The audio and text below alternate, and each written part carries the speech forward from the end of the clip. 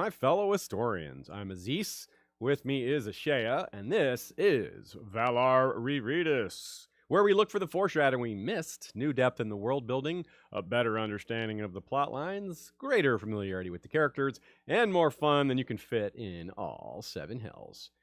We did a Where Are They Now on Team Stannis. It is up for patrons only, and that is about 18, 20 minutes of explaining where all the characters associated with Stannis are now, and meaning as of the Winds of Winter and the end of A Dance with Dragons, depending on where they last had activity. So you can go to patreon.com, History of Westeros, or / History of Westeros, and check out the level that matches your particular interest. We have a new level now, don't we, too? We do have a new level, thanks to one of our lovely and creative listeners who suggested we do the Red Wedding Band level. So if you're a member of the Red Wedding Band, you get to pick your instrument. In this case, we have our first example. He plays a weirwood lute with Valyrian steel strings, so that's pretty badass. Today, we are doing, it's not the longest batch of chapters. We had so many huge chapters early on in the Clash of Kings, but huge doesn't necessarily mean that there's more to say about it than a shorter chapter. Usually it does, because George is efficient with his words. So that when there's more to say from him, there's usually more for us to talk about.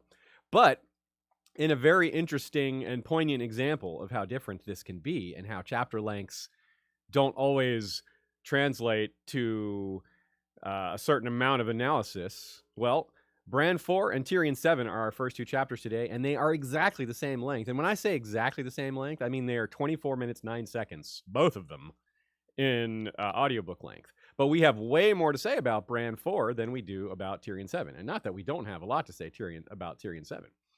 But overall, this batch of 6 chapters, only one of them is above the average length for a Clash of Kings chapter, and most of them are well below. But again, as you'll see, that doesn't mean they can't do quite a lot. This is a momentous set of chapters. A lot happens, and well, let's get to it. Today we've got Bran IV, the one where Jojen explains Green Dreams, a.k.a. dances with direwolves. Tyrion 7, Lancel Lannister, An Erotic Life, a.k.a. the one where Tyrion steals Cersei's plaything. Arya 7, the gang gathers at Harrenhal, a.k.a. the one where Jaqen is a killer genie. Catelyn III, the one with Stannis and Renly's banter battle, a.k.a. fLightbringer versus a peach. Sansa 3 is King Robb, the sauce boss of Oxcross, a.k.a. the one where Tyrion rescues Sansa. And Catelyn IV, the one where, what? A shadow? A.k.a. the Gang Switches Baratheons. Indeed. Let's get to it. Bran IV, the one where Jojen explains Green Dreams, a.k.a. dances with direwolves. We go from the overwhelming splendor of Qarth at the end of Dany 2 last week, which, of course, if you're just reading in a normal order, there probably wasn't a week in between those chapters for you. So if you're reading them back to back, it's quite a change in tone and theme. You have dragons and comets and ointments that allow you to see the spirits of the air. And in this chapter, it's just, well, it certainly gets supernatural, but it starts off with a boy and his friends playing with a dog.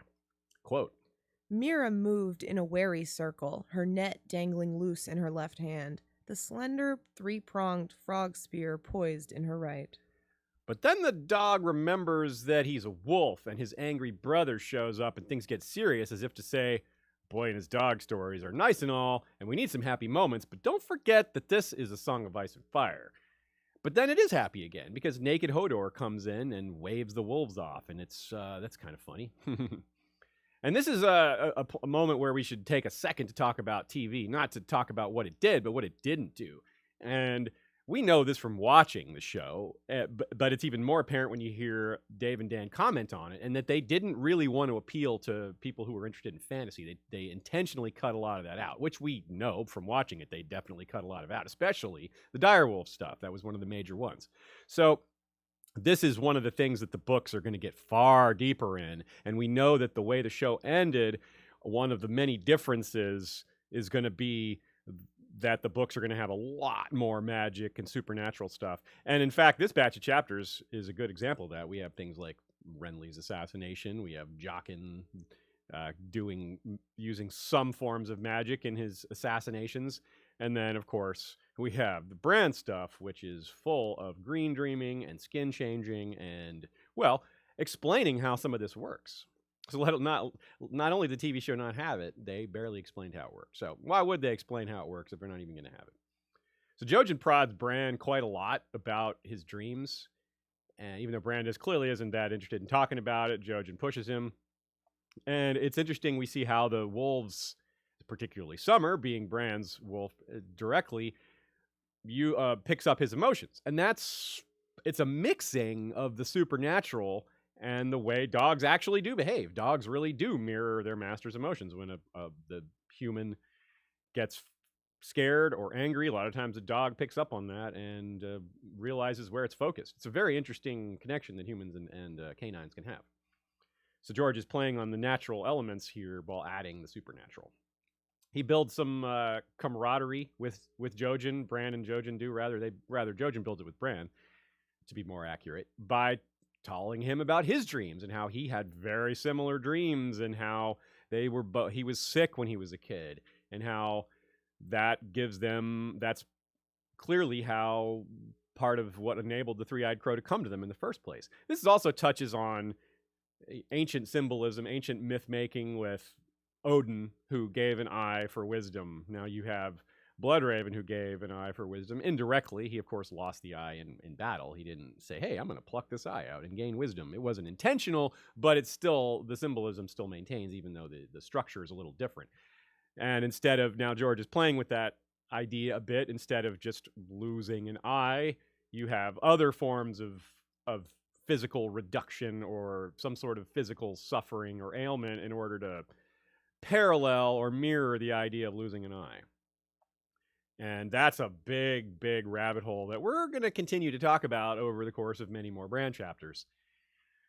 So here's where we get to the explanations of how Jojen has all this evidence and proof over his own life, how his dreams come true. And that's part of what he's doing here, is convincing Bran of this, which later, when Bran starts to have his own dreams and they start to come true, it becomes clear to him. But this is that process. Let's get into it. Quote, "It was a green dream, so I knew it was true. A crow was trying to peck through the chains, but the stone was too hard and his beak could only chip at them." Did the crow have 3 eyes? Jojen nodded. Summer raised his head from Bran's lap and gazed at the mudman with his dark golden eyes. "When I was little, I almost died of greywater fever. That was when the crow came to me." So something we learn much later directly from Bloodraven. He explains the rarity of green seers and green dreamers. Something like 1 in 1,000, he says, is a skin changer or green dreamer, and 1 in 1,000 thousands has the relative powers that Bran has, if not the degree of powers. And for Jojen's case, as he says, greywater fever almost got him, and that was this weakness in his mind is enabled Bloodraven to get in his dreams, which is very similar to what Bran happened, right? Bran was in a coma, and that's when the three-eyed crow first came to him. And Bloodraven also much later explains that very frequently eye color is impacted in a person who has these powers. Bran is a counterexample to that. He does not have anything going on with his eyes, but Jojen has the green eyes, and that is exactly what Bloodraven refers to. And Bloodraven says sometimes it's also red eyes, which, of course, that refers to him. He has the red eyes. We also close a bit of a loop from a prior Bran chapter when Jojen feels Bran inside Summer. He tells Bran that he felt him inside Summer that first night in the Godswood from Bran's perspective. So we see Jojen's side of this, the first time we see Bran's side. And it's really interesting. Not only can Jojen tell that Bran is in Summer, but he could tell what emotions he was feeling. He points out, he's like, I felt you falling. So it's not just sensing Bran's presence, it's sensing what he's feeling in that moment, which is pretty significant. It speaks to Jojen's abilities being, well, they're greater than just dreaming. Clearly, he can identify Bran's presence in a direwolf. So he has some sort of skin changer detection ability, for lack of a better word. And it goes so deep that he can sense the emotions being felt by the skin changer. So, but the most important thing, not just the bonding and being sick as a kid, being similar age, it's just oh my God, Bran realizes that someone else has seen the three-eyed crow. And this is a huge deal for him because he's been afraid to talk about it. It's something that makes him feel different. And he already feels very different because he's isolated because of his disability.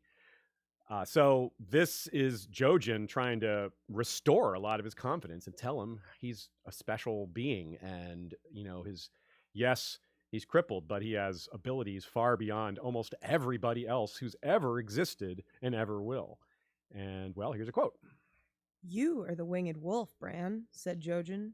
"I wasn't sure when we first came, but now I am. The crows sent us here to break your chains." This is another thing. He's a big believer in the three-eyed crow and his mission, though he doesn't even seem to know what that mission is. He doesn't mention the others, doesn't really even hint at them. He just says, we got to go to the three-eyed crow. He doesn't really say why. And, I never really thought about this too much before, but Jojen is very similar to Melisandre in a lot of ways. He's this certainty of belief is one of the things that first led me to this connection. And then once I started thinking about it, it's just the pattern is even larger. He's a similar role to Melisandre. For example, they tell the future quite a bit, and they're paired up with a character that they're a major influence on. Physically, they're almost the extreme opposite. That's a kind of a trick to make them seem different, but when you realize just how strictly these comparisons go, it's almost the reverse. And, Jojen would be small for a girl, but he's a boy. Melisandre would be big for a man, but is a woman. Jojen's really young, and Melisandre is probably supernaturally old. And they're also presented differently in that Melisandre, well, for now, is mostly directed at Stannis, who is not a POV character, and she isn't either yet, while Jojen to Bran is paired up with Bran is a POV character. So eventually Mel is going to see Bloodraven and see him as an enemy, which is another example of how these two are kind of opposing, even though they're not necessarily really opposed. That's just how she perceives it at this point. Also, the coloring, right? Super green. Jojen, it's a little confusing because TV Jojen wasn't all green. He didn't even have the green eyes or the green clothing. But in the books, he is all in green, including the green eyes. And just like Melisandre is all red with red eyes. And of course, this utter confidence and faith is another thing. Like I said, that's the thing that first drew me to this comparison. He is so sure.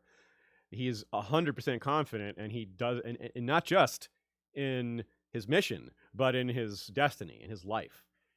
Think about having faith that runs so deep that you have these snarling direwolves coming right at you, and he's so sure, so confident, even though he's a kind of a weak kid. He's got this incredible sense of destiny and confidence that he doesn't even get out of the way of these wolves. His sister has to yell, like, dude, get out of the way. Jump, don't let these wolves. He's like, I'm not bothered by that. He does listen to her, but still, it strikes me as similar to Melisandre in that, he talks about this is the day that I'll die, or this is not the day that I'll die. Every morning in Melisandre's chapter, we learn that every morning that's the first thing she does is looks into the night fires or the fires to see danger to her. So she's checking for her own death, just kind of like Jojen's referencing the same thing. So that's really cool. Jojen just knows. Yeah, Jojen just seems to know. Mel is looking. It's a little different, but it's a similar concept that they both have this ability to see the future, and it includes a little bit of self-preservation, or at least awareness. This is the first time we really see that Jojen, knows about his death. Yeah, you're right. That's true. Because you have that line where you obviously, today is not the day that I die and all that, but specifically, Jojen, it's saying him sad, her defiant, as if, Jojen had expressed it to her, and he's come to peace with it, but is sad about it, and she's like, it's not gonna happen. Yeah, she doesn't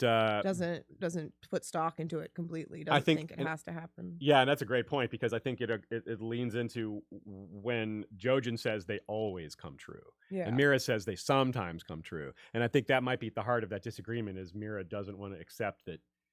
If she accepts that they're all true, then she has to accept this part about his death. Mm-hmm. And that would be kind of a willful denial. And she's young, too. She's not as young as him. She's no little grandfather. But, it's tough to accept that that your brother knows his own death date. It's a strange thing to have to reckon with, right? Yeah. So Jojen also knows, it's interesting too, how much he knows about these powers. Bloodraven explains a lot of the business of green seeing later, but Jojen already knows quite a bit here, and you wonder if he got that from his dreams or maybe some from his father, Hallan Reed. A little more on Hallan coming up. But here's a quote that shows just how deep his knowledge seems to go about these mysteries and about Bran's powers. With 2 eyes, you see my face. With 3, you could see my heart. With 2, you can see that oak tree there. With 3, you could see the acorn the oak grew from and the stump that it will one day become. With 2, you see no farther than your walls. With 3, you would gaze south to the summer sea and north beyond the wall. And we have a bit of a pattern here that eventually wins out. The supernatural eventually wins out in Bran's mind because the evidence is just overwhelming. But the people that he really trusts, these people he's learned to trust his whole life, the people that he knows his father trusted, that's a big point here. Bran believes Luwin because Luwin was his father's counselor. But the pattern being that Luwin downplays things that Bran just learned and got evidence of. So it's a conflict in Bran's mind. And like I said, eventually it breaks because, well, not only does Luwin die, but the supernatural becomes overwhelming. But for now, this is part of the process of Bran slowly coming to accept these very difficult things to accept. Quote, "Oh, to be sure, there is much we do not understand. The years pass in their hundreds and their thousands, and what does any man see of life but a few summers, a few winters? We look at mountains and call them eternal, and so they seem. But in the course of time, mountains rise and fall, rivers change their courses, stars fall from the sky, and great cities sink beneath the sea. Even gods die, we think. Everything changes." yeah, and that's so true. And A Song of Ice and Fire is done over such a huge scale, not necessarily the story that it's set in, but the history and all the world building spans huge amounts of time that we can't conceive of, and that are also partially concealed by the haze of history and the unknown. And of course, this Luwin, speaking to what Luwin said, he's like, everything does have cycles, and the cycles might be too large for humans to detect it. He actually gets into the problems with his own perception. He's really hitting the target without realizing it. It defines his bias, but it's also, he's kind of admitting without realizing just what he's admitting.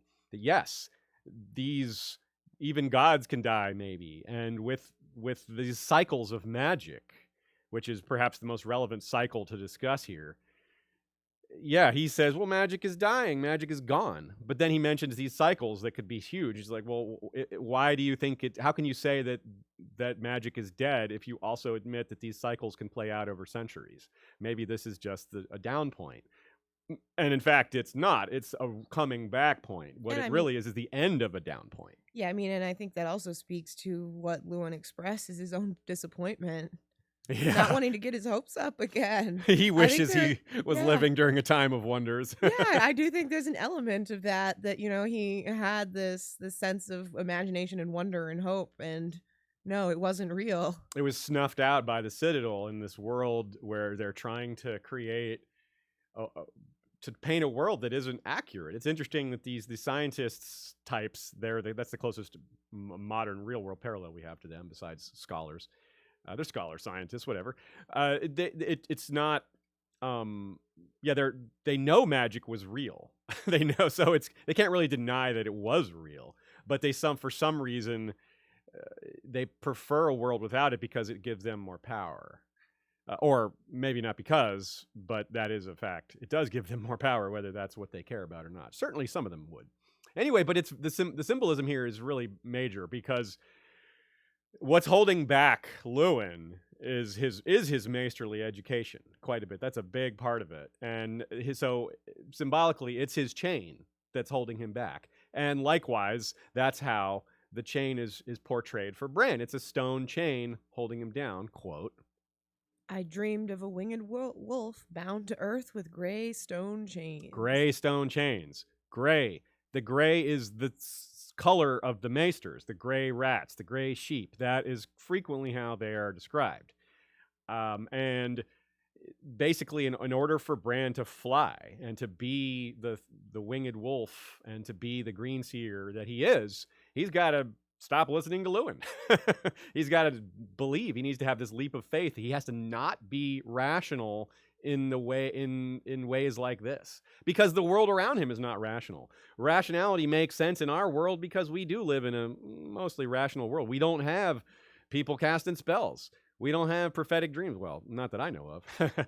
So it doesn't make sense for a broken boy to do the things he thinks he'll never do in this last bit of lines of this chapter. Quote, "So long as there was magic, anything could happen. Ghosts could walk, trees could talk, and broken boys could grow up to be knights.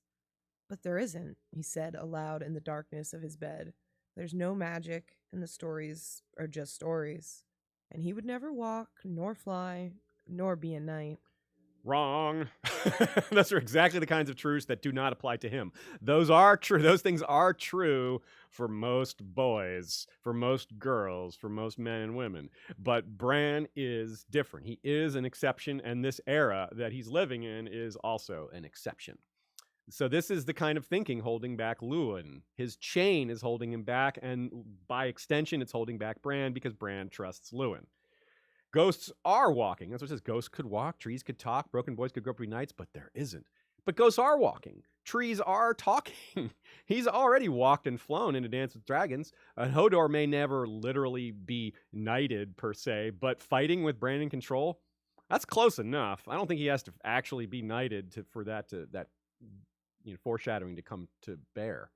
He may not be a knight, but he'll be a king. That's for sure. So yeah, let's talk about themes, and that is one of them, the king theme. We spoke at great length about how Bran's upbringing was enviable, and Dany's was not, right? Dany was chased and sold and constantly scared, and her brother is a horrible influence. Meanwhile, Bran has older brothers and sisters who were very good to him. His father and mother were very good to him. He had wealth and a good education. But now this is changing because his education did not prepare him for any of this. Nothing Ned or Cat or Lewin has taught him prepared him for any of this. Well, very little of this. And this is where Dany is getting support. People are telling her, the script is flipped here.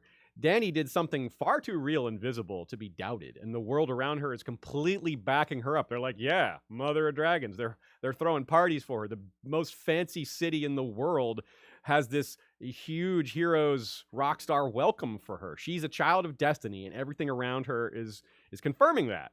Bran is also a child of destiny, but only Jojen and his dreams are confirming that, whereas everything else, from Lewin to even smaller, less important characters around Winterfell, are also downplaying this. Which is funny because he lives in this ancient supernatural north that has all sorts of relation to the old gods, all these stories, and bet all these people around him are like, no, that stuff's all gone.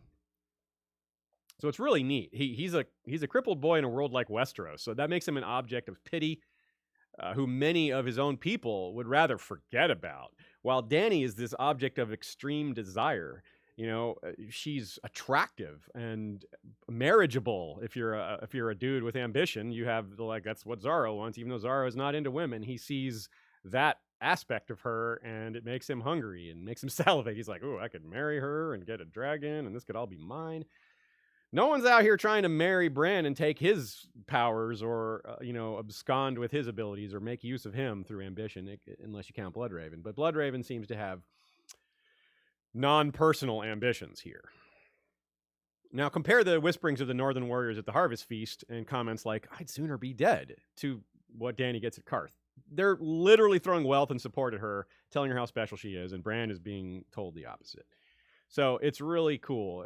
I mentioned Jojen and his dreams, but I guess it's fair to say Osha is another person that's pushing him in the direction of his true destiny.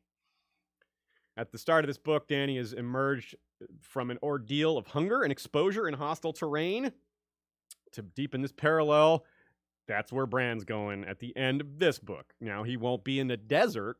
He'll be in the opposite a snowy wasteland, but he's going to have hunger and exposure and be chased, and it's going to be a bit similar. Also, a bit similar to one of my favorite Bran parallels, Baelor the Blessed, who walked through the Desert of Dorne. And of course, if what we've seen is true, and Bran will, after a fashion, quote unquote, succeed Dany as ruler of Westeros, then it's fitting that these themes are paired with these two particular characters. These two very layered themes really touch on that. And so let's move to the King Bran portion of this particular chapter. Quote, "You were sitting at supper, but instead of a servant, Maester Luwin brought you your food. He served you the king's cut off the roast, the meat rare and bloody, but with a savory smell that made everyone's mouth water. The meat he served the Freys was old and gray and dead. Yet they liked their supper better than you liked yours." Yeah, so there's a lot of things in that little passage. Instead of a servant, it says Luwin serves directly to him. And that's interesting because, maesters always serve the person in charge. They're tied to the castle and thus the lord or the king.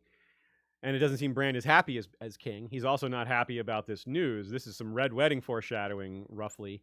And the reason, one of the reasons that the Freys are like their supper better than Bran liked his is because Bran is going to become king in part because of the death of several of his family members. And that's not good.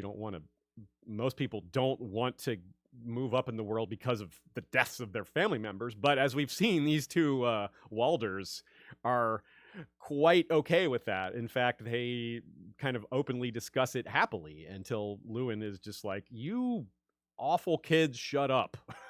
And they pretend that it's like, "Oh yeah, we were just, we're not so awful." No, they're so awful.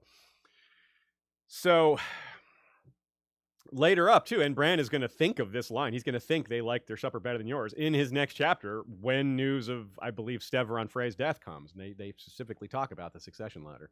So there's something brutally tragic added here. About Luwin's death. Luwin's influence was harming Bran's development, right? We just talked about that. So it's almost like he had to get out of the way for Bran. He doesn't have to have died, but he needed to be gone, or Bran needed to be gone. Luwin would never have sent Bran beyond the wall, right? There's no chance he would have okayed that, nor Sir Roderick. So it's interesting from a story plotting point. Luwin had to step aside in some way. And so George, of course, does this in a brutal way by having Ramsay come and sack the castle, sort of to drive all these other plot lines and these characters to where they need to be. Now, of course, the way that happens, this is going to happen pretty soon.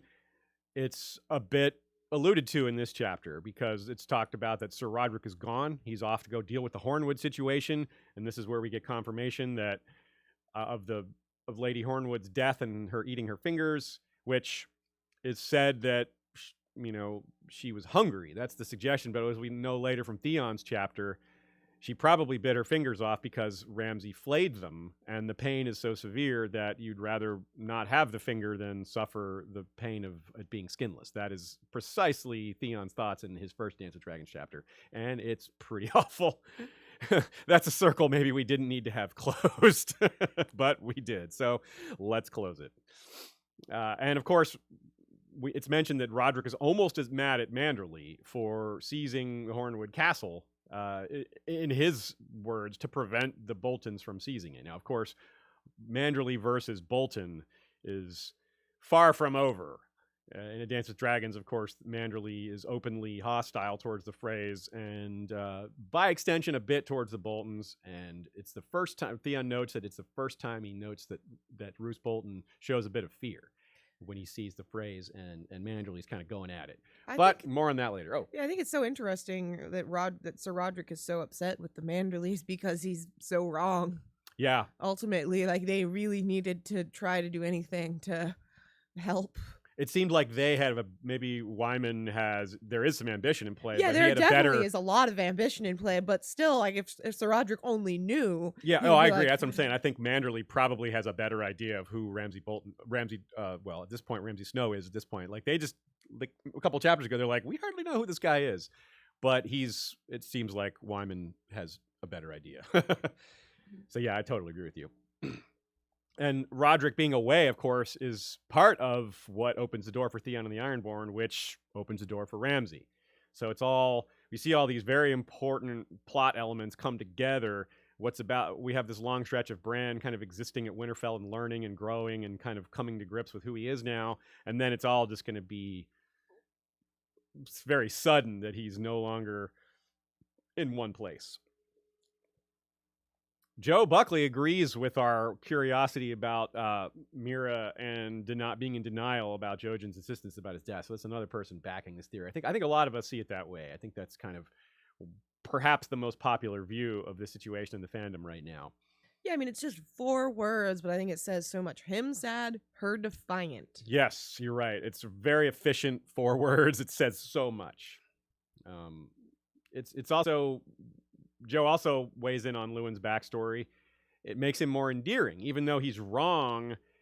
Like we said, we can all relate to being a kid and having the sense of wonder and having it be taken away wrongly, which is that's something we can't necessarily relate to, the wrong part. I think it's really interesting, the point that Lewin brings up about what about all the thousands of dreams you had that didn't come true. It's a good argument. And it's a good argument. It's very true in the real world. Yeah. You know, are driving and you're like, I just keep hitting red lights. Well, what about all the green lights you always hit? It just stands out because it was unusual. Yeah, it's different. It makes you think more. You don't notice. Yeah, you don't notice when they behave normally or they don't slow you down. Yeah, exactly. But in this case, no.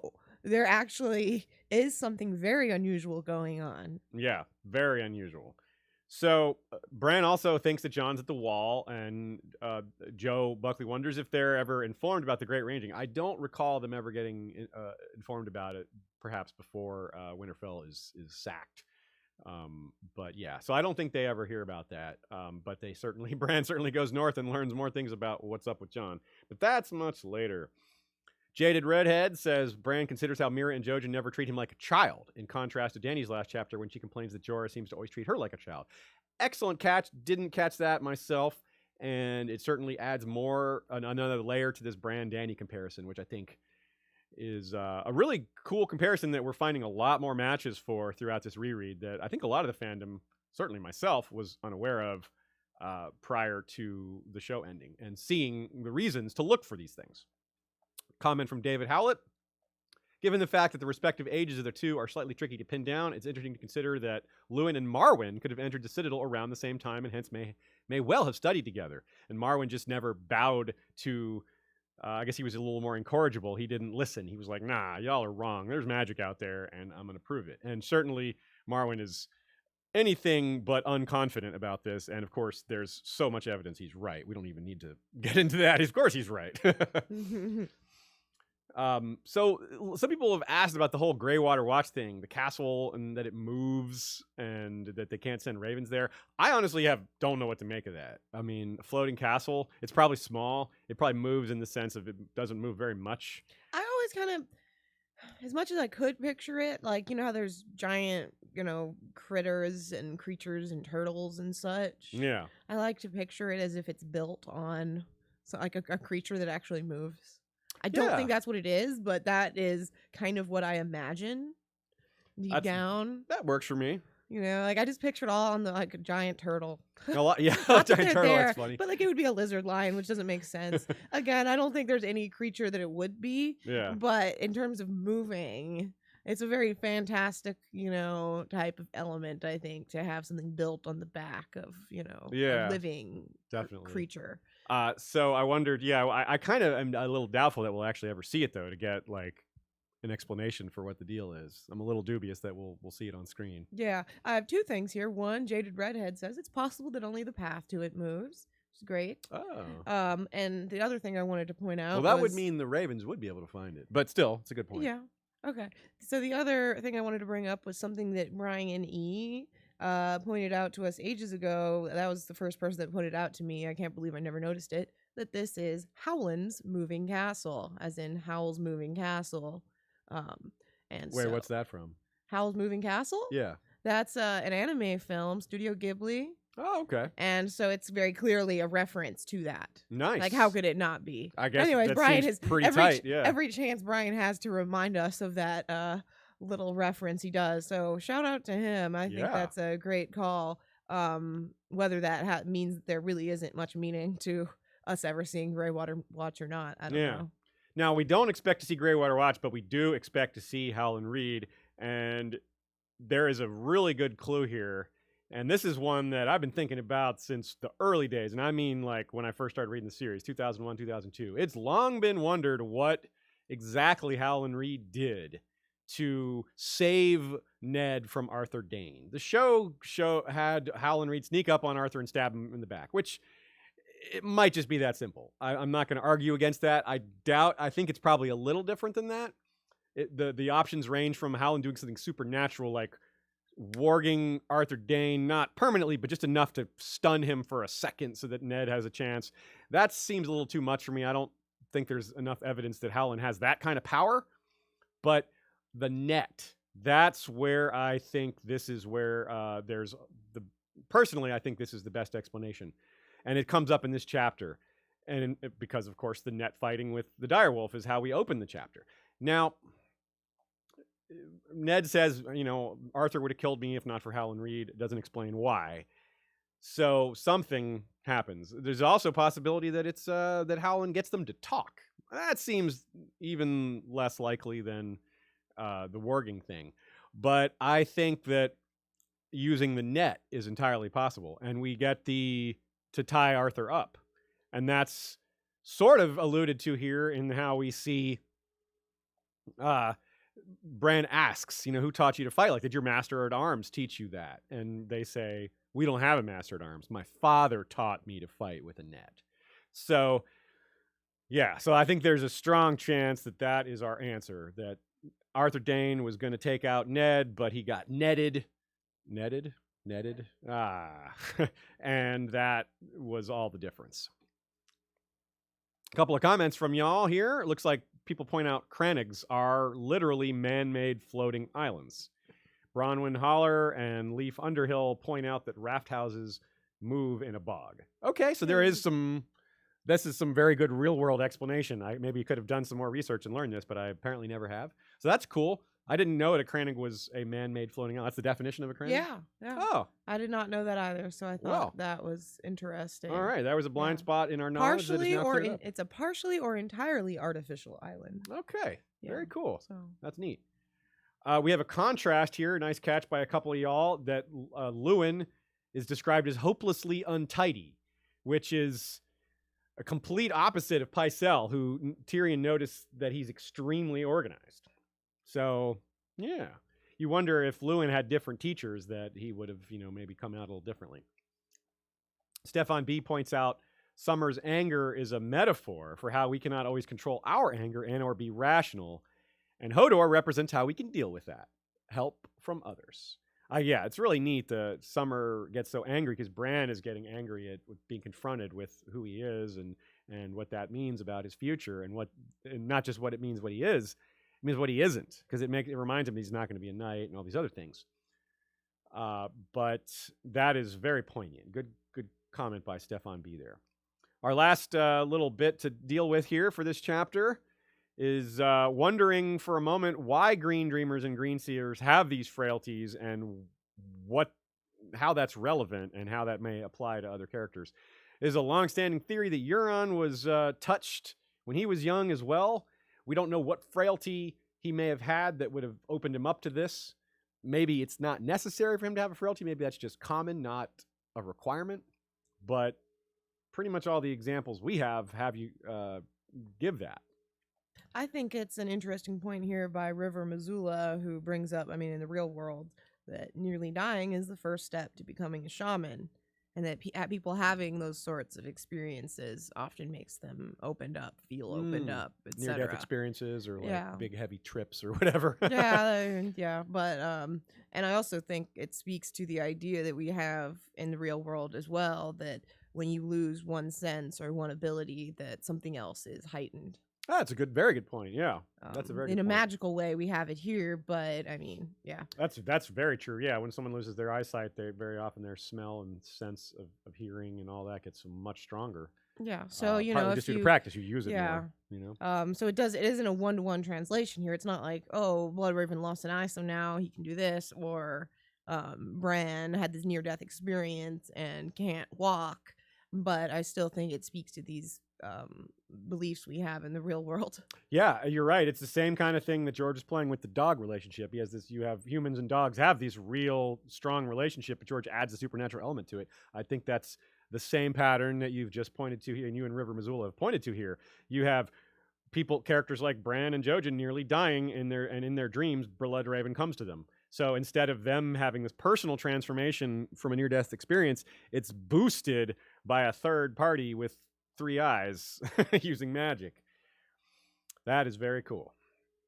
Okay. That's possibly the chapter we'll spend the most time on. We'll see. Let's go to Tyrion 7. Lancel Lannister, an erotic life, a.k.a. the one where Tyrion steals Cersei's plaything. Since we love to anchor ourselves with the first line each time, we've taken note of some really excellent openers over time here. And here's this one. The rushes were scratchy under the soles of his bare feet. Okay, well, they can't all be incredible and super meaningful, but this seems deliberate because this chapter is set during a normally quiet hour where sleep would be expected. So this mood is part of George R.R. Martin's plan with regard to the tone of this chapter. And it's also Tyrion's line of thinking. Quote: Does Lancel think to find me drowsy and slow of wit at this hour?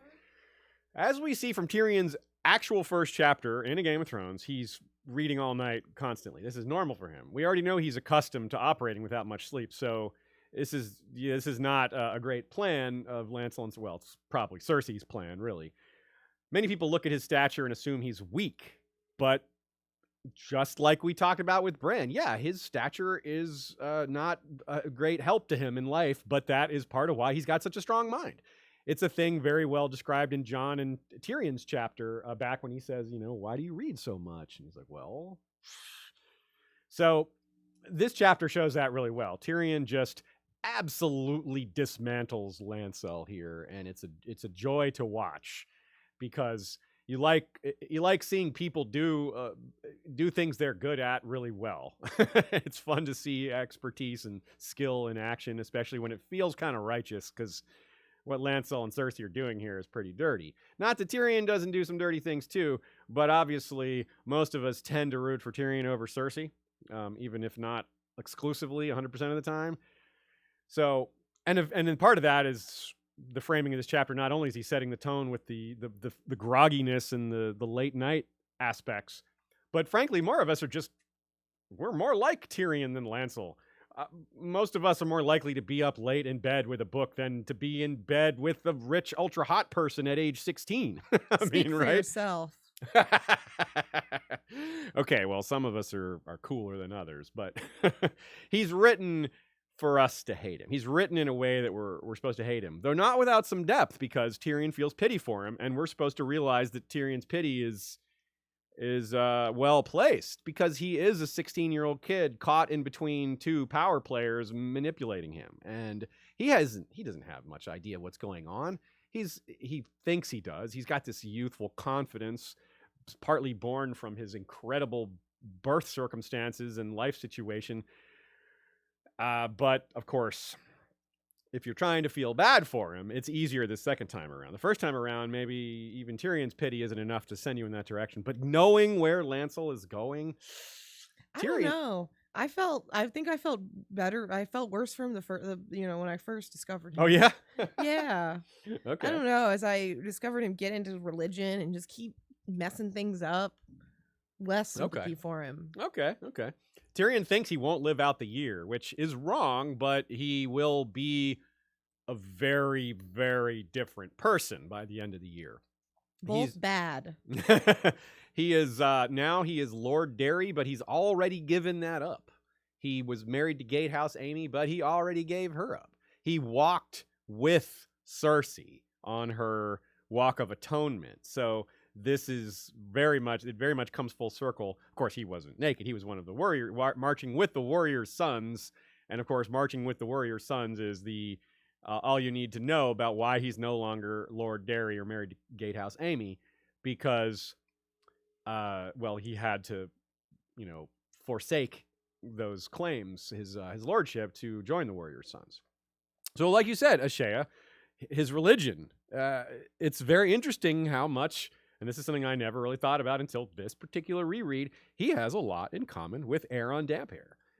Gets into a war. He's kind of lower on the totem pole in his family. Technically, Lancel is the heir to Kevin, but Kevin doesn't own property, so he's, the heir to a lesser branch. So it's similar-ish to Aeron being in the main branch, but also nowhere near the line of succession, the main line of succession.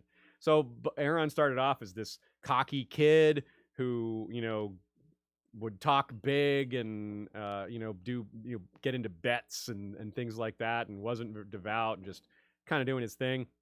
And then he gets into this, he gets thrown in prison and nearly drowns, and it changes him. His experience makes him religious. And that's pretty darn similar to what happened to Lancel, who gets badly, badly wounded in the Battle of the Blackwater at the end of this book. And it totally changes him. He also, not unlike Aeron too, it makes him look a lot older than he is. Aeron is not that old, but he is haggard. And so is Lancel. Lancel's hair is going to turn gray by the end of this book / beginning of the next book. But he, like we said in this chapter, he's only 16. Another interesting theme going on here is, Tyrion leaning into ugly. He, first, not only does he prefer ugly people because they're scary, but he doesn't want handsome people around Shae, which is just touches on how insecure he is about his whole situation. And it's interesting too to pair with just how confident and accurate and skillful he is at politics, and just how naive and unmoored when it comes to his love life. The level of naivete he has towards Shae versus how mature and wise he is about politics is quite a dichotomy, quite a disparity for him. But more on this ugly business. It's neat how it doesn't register for him sometimes. Look at this quote from Sansa 3. Would you prefer black ears? I'll give you Chella if a woman would make you more at ease. He's like telling Sansa, would you rather have guard her? And she's like, he's like, would you prefer the woman with the ear necklace? Like, is she less scary to you? Like, would she make you more at ease? Like, what, Tyrion? Are you serious? So that makes which is a clever writing by George, because Sansa's learning to lie appropriately here, and it's easier to lie when there's a grain of truth. And Sansa's like, oh, they're scary, I don't want them there. And she, of course, the point is she doesn't want anyone guarding her door because she wants to be able to escape and go to the Godswood. But Chella really is scary, so it's an easy lie to tell. Now, contrast Lancel and Cersei, what they're doing, which is, not the bad part. I just mean that they're comforting each other, more like Lancel comforting Cersei. Lancel probably doesn't need the comfort because he's this cocky kid. But compare that to upscale Shatayas, where Tyrion is pretending to go, where he's actually going to see Shae. And it's a very interesting to the status angles here, looking at society and, Shae, the way Tyrion treats Shae versus, say, the way the other sex workers at Shatayas are treating Tyrion, versus how this bet, right? Murray tries to get Tyrion to sleep with him. She has a bet with one of the other sex workers that this will happen. Now, compare that to Brienne. This is, the bet that all those knights had to get a kiss out of her. Why is this so different? It's a very deep statement on how comedy should, quote unquote, should work, which is that you shouldn't punch down. It's all about power dynamics. If you're mocking someone above you, like these sex workers are using the only power they have, their wiles and their brains, to get Tyrion, Whereas, so he doesn't need to be too offended by this because they have no power over him other than this little bit that they're trying to use. Meanwhile, all those knights mocking Brienne, they're the power structure mocking this individual, this minority who has no one backing her.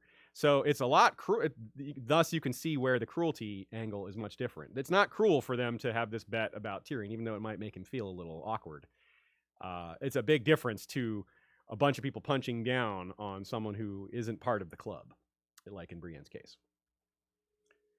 Now, there's some humor here in this chapter because it's a Tyrion chapter. There often is. I love this subtle reference here. Quote, "I'll release him on the morrow. I could swear that I hadn't harmed a hair on his head, but it wouldn't be strictly true. In any case, he's well enough, though I won't vouch for his vigor. The Black Cells are not a healthy place for a man his age. Cersei can keep him as a pet, or send him to the wall. I don't care which, but I won't have him on my council." Well, you won't, but he won't have much more time to be in charge, and Tywin is going to put him back on the council. Your own father will retake his hand job and put him back there. But of course, the joke was, I could swear that I hadn't harmed a hair on his head. But of course, it kind of is strictly true. Shagga did that. Shagga harmed the hairs on his head. Joe Buckley points out how the disparity of Lancel trying to do verbal fencing with Tyrion, who has been practicing with Peter Baelish and Varys and Cersei and Pycelle. Lancel is so out of his league. Joe points out how interesting it would be to have Cersei's POV this early in the game to see, what her thoughts are, whether she really thinks she can trick Lancel, or whether she really believes that Lancel can flip Tyrion, or that how much she sees Lancel as Jaime and things like that. How much she loathes him, really, or just in general what's going on in her head. You really wonder about that. And of course, he says to Tyrion, quote, Tyrion says to Lancel, "You'll have a lordship from me before you're done." Well, it doesn't come from Tyrion, but Lancel does get that lordship, but, as we say, he walks away from it pretty quickly. David Howlett expands on the parallel between Aeron and Lancel by pointing out the sexual abuse, which, Cersei sleeping with 16-year-old Lancel is sexual abuse, even though he, wants it. It's certainly, in our modern society, that is absolutely statutory rape, and there's a good reason we have laws like that. It's yet another thing that speaks to power dynamics. Like, Lancel could not have really said no to Cersei. Well, maybe he could have, but the pressure for him to not say no was huge, setting aside the fact that he apparently was all up for it. But if he hadn't been, how would he have said no? So, obviously, the abuse to Aeron is more of the standard visible type of abuse, the more straightforward physical abuse, but this is still a strong parallel. Very good. Very good, very bad. Look at this little one. Quote, "His stunted legs might make him a comic grotesque at a harvest ball, but this dance he knew. So last week we had a harvest pumpkin. Now we've got a harvest ball." Yep, all right on theme, considering how recently Halloween just passed here in the real world. Stefan B. set from Flick points out that Tyrion may enjoy playing the Game of Thrones more than he actually enjoys power. He likes winning. Yeah, he does. He really gets a pleasure out of coming out on top of all these exchanges. Joe Buckley points the same thing out, that getting over on people who would normally get over him and look down on him is it's kind of a punchback. He's like getting back at them for all the things they're no doubt thinking about him that they aren't saying, or that some of them are saying.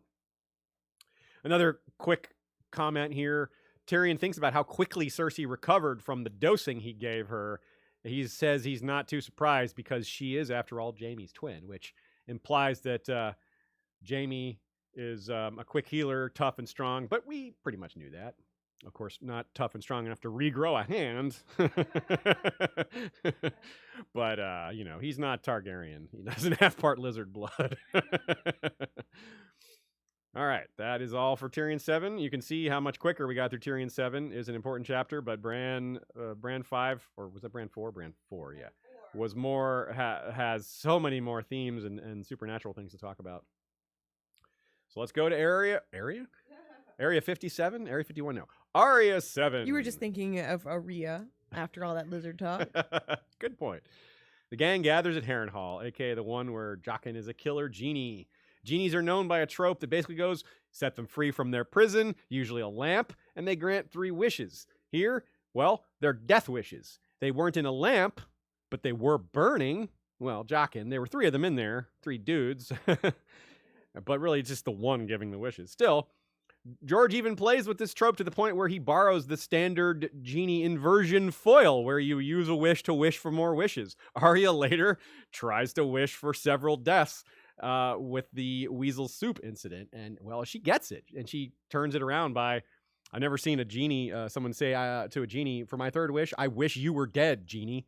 But that's basically what Arya does with her 3rd wish, is says, I want you to kill yourself. And that's how she gets him to relent on the issue of more. So it's pretty cool. Very clever, like Jaqen the Death Genie. And of course, this is George, though, so it's not just one thing going on. There's mixing and matching and layering and combining combinations and shaking things up. So in this case, we don't just have genies, we have gods and ghosts. Quote. Whatever names Harren the Black had meant to give his towers were long forgotten. Perhaps the ghosts know these names. It wasn't that long ago that Aegon's conquest happened, in terms of how old Westeros is and how long back some aspects of Westeros history go. Harrenhal is only about 300 years old. So that's old, but, it's not that old. Now, perhaps they also know, meaning the ghosts, that this chapter continues the early groundwork for this mammoth castle on the God's Eye. And that's important because Harrenhal is one of the most frequently seen locations in the entire series. But at this point in the read-through, we're just getting to know the place. So let me back that up a little bit. I think it goes, I haven't done the research to be sure, but I think it goes something like King's Landing, Winterfell, the Wall, and then Harrenhal for the scenes that the most chapters are in. And of course, that may change by the end, but if it does change, I don't think Harrenhal is going to let up. I think we're going to continue to have scenes at Harrenhal. I think we might see some huge scenes at Harrenhal. We might see some climactic scenes at Harrenhal. Let's talk about that in a minute. Let's back up a little more and talk about some history. I mean, it's key in Aegon's conquest, right? It's huge in Aegon's conquest. It's one of the first things that happens. It's the first spot he goes for. It's key in the Dance of the Dragon, so shout out to House of the Dragon show, announced this past week. We're probably going to see a lot of Harrenhal on that TV show as well. It certainly pops up in the writings George did for it. It goes back and forth between the Blacks and the Greens several times during the war. And then it becomes super interesting after the war with Alice Rivers, Witch Queen of Harrenhal, which we did a whole 2-hour Fire and Blood episode on many months ago with Joe Magician and Shakes of Thrones, I believe it was. Just real quick as an aside, it's so interesting when you think about how Harrenhal was a big set piece in Game of Thrones, about them replicating that exactly for House of the Dragon, but slightly different. Just in terms of there are certain visual elements that have to be crossed over in the teams. I don't know. I just didn't think about much. And also, it's not in the show as much as, there's a lot of it, the time there is cut a little short, and you see, and so much of it's indoors because it's just so big. They don't, they had to save some money. I don't fault them for that. So we'll get a little more of that. That's nice. I could see like a dragon landing on the wall or something really cool. They may really go big time with that. So a goodly portion of this chapter is spent introducing us to Harrenhal, how big it is, how underused or completely unused parts of it are, which is just part of the aspect of how big it is. Like, we can't possibly make use of all this castle.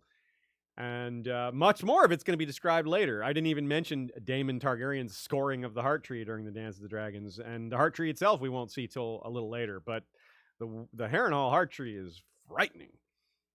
And of course, so there's a lot more to happen in Harrenhal. But let's talk about where we think it may all wind up. A great theory that has been developed by several people. I think the first person to mention it on our show was Lady Gwyn. Shout out to Radio Westeros. If humanity does gather to fight the dead here in some sort of large gathering, like humanity's last stand type of thing, it's a stark contrast to which cross-section of humanity is here at Harrenhal now. And I think that's part of George's plan in masking its full purpose. Like, it's currently dreadful and filled with equally dreadful people. I mean, you got the Bloody Mummers, you got Gregor, Lorch, Hote, and most of these guys, including Roose Bolton, are going to rule the place for a while. So you have this long stretch of awful people ruling the place, awful things happening in the place, and awful scenes like the Bear Pit, and then later stories from its past, like Danelle lost and bathing in blood, the killer bats, crazy stuff like that. So that is a really clever way for George to hide the fact that this dreadful, destroyed, doom-laden castle might actually be the savior for humanity, not your standard fantasy trope last stand spot. A little bit like Helm's Deep with the idea of ghosts being there, but Helm's Deep also has caves and there's lots of other differences, but it's got some familiarity there. Of course, a big part of Arya learning about the castle, she's not just learning about the castle, but she's learning about the people. And here's a quote that shows what she's learning about the war. Lord Tywin would soon march on River Run, she heard, or he would drive south to Highgarden. No one would ever expect that. No, he must defend King's Landing. Stannis was the greatest threat. He'd sent Gregor Clegane and Vargo Hote to destroy Roose Bolton and remove the dagger from his back. He'd sent ravens to the Eyrie. He meant to wed the Lady Lysa Arryn and win the Vale. He'd bought a ton of silver to forge magic swords that would slay the Stark wargs. He was riding Lady Stark to make a peace. The Kingslayer would soon be freed. Lots of stuff, right? So I think Joe Magician showed up in the chat, and I think it's because we started talking about Harrenhal. He did a video on House Strong, so I think he felt the call of House Strong. He felt a strong call. Arya thinks how she should have let Rorge and Biter and Jaqen die, and well, leaving people to the others isn't a good option either if we're trying to look at parallels between the distant future with the undead's arrival and what's happening now.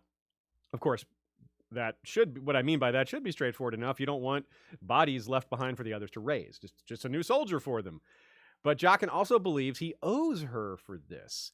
I wonder how sincere he is here. I kind of doubt he really truly feels responsible that he owes 3 deaths to the Red God. I mean, for one thing, Rorge and Biter aren't his responsibility.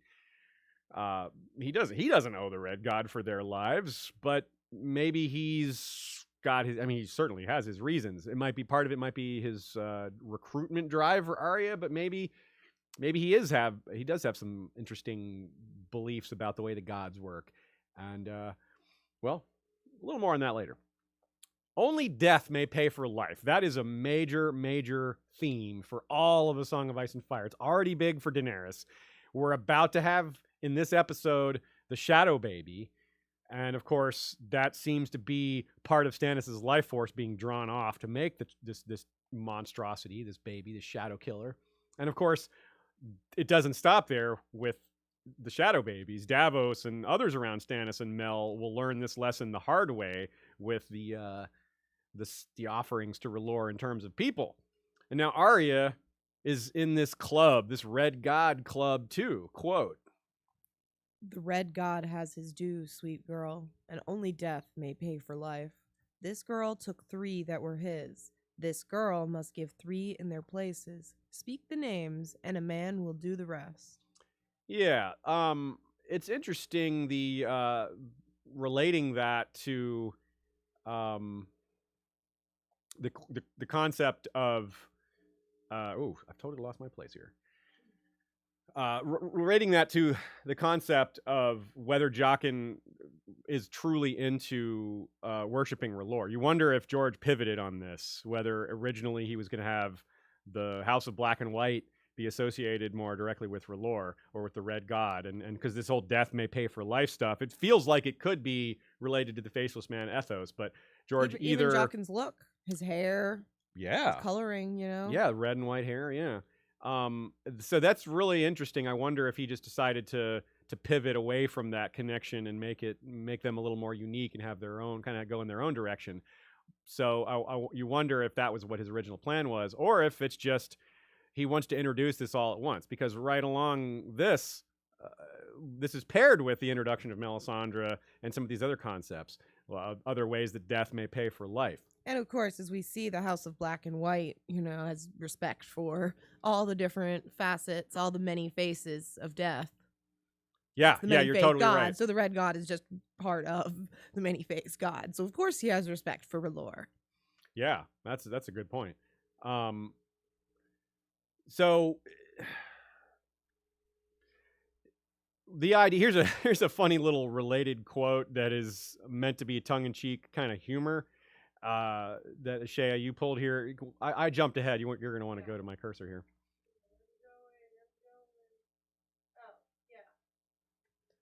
She remembered hearing her lady mother tell father to put on his lord's face and go deal with some matter. Father had laughed at that. She could not imagine Lord Tywin ever laughing at anything. So that's very sneaky because it's more about Tywin's personality and her father and mother a little bit, and the difference between Ned and Tywin. But the whole put on his lord's face in reference to Arya just learning about the faceless men. That's a little sneaky George humor there, I think. Mm-hmm. A very particular wording. All right. Right before the offer of 3 deaths comes, like, if we recall exactly what happens, she's dozing off to sleep and Jaqen sneaks in, puts his hand over her mouth and is like, hey, chill out, let's talk. She was just starting to have a wolf dream. Here's the quote. Arya was dreaming of wolves running wild through the wood when a strong hand clamped down over her mouth like smooth, warm stone, solid and unyielding. Yeah, that's just a building, slow burn on Arya getting into the wolf dreams. But it's notably 2 chapters after Bran's chapter, where wolf dreams and green dreams and Jojen hammering Bran on what's real and that he needs to accept all this stuff. Well, this is George filling this out through other POVs while also building it for Arya's own story, because this isn't about Bran. This is, even though it's wolf dreams and skin changing, this is Arya's own wolf dreams and skin changing. And as I've pointed out elsewhere, her wolf dreams are just as common as Bran's, if not a little less intense, and she's certainly less aware of what's going on in them. And to be fair, she doesn't have someone telling her about how they work and all that. Instead, she has Jaqen and Hagar giving her death wishes. Now, I don't have much to say about Chiswick's story in particular, except that it's designed to be so brutal that it catches Arya's attention to the point where she wants to immediately use one of her wishes on him because it's just so awful. But you got to realize that Arya just saw far worse than what Chiswick described. Meaning she saw the Tickler kill lots of people. She saw the Mountain be brutal relentlessly to innocent people. She saw complete horrible injustices regularly. But this is kind of who she is. It's more about other people than it is about her, even though she does, certainly have concern for herself. Joe Buckley says that oddly enough, after all the horror of Arya's last chapter, she's actually in a little bit of a bubble here. It's not good, but it's way better than before. She's got a routine. She's got a place to sleep. She's eating regularly. That's a big improvement. Before she was, eating acorn paste and literally eating worms and bugs. And Hot Pie and Gendry are all doing okay. At least their skills are keeping them alive. Gendry, being a blacksmith's apprentice, saved his life, and Hot Pie, being a baker, well, that's got value too. Even the cruelest cutthroat types need their swords fixed, and they want to eat Hot Pie's tasty concoctions. So it's good to have skills to keep you alive, and that's also a kind of a bit of social commentary that the people who are born into situations that don't allow them or afford them the ability to have quality educations, well, that can be a real detriment in society, and it's kind of a privilege to have valuable skills.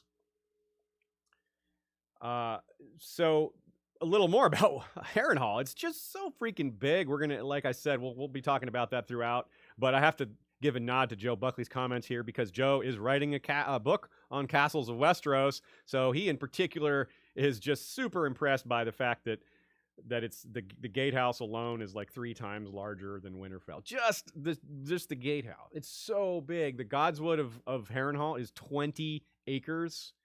20 acres. That's so freaking huge. Whereas Winterfell's, if I remember correctly, is like 3, I think.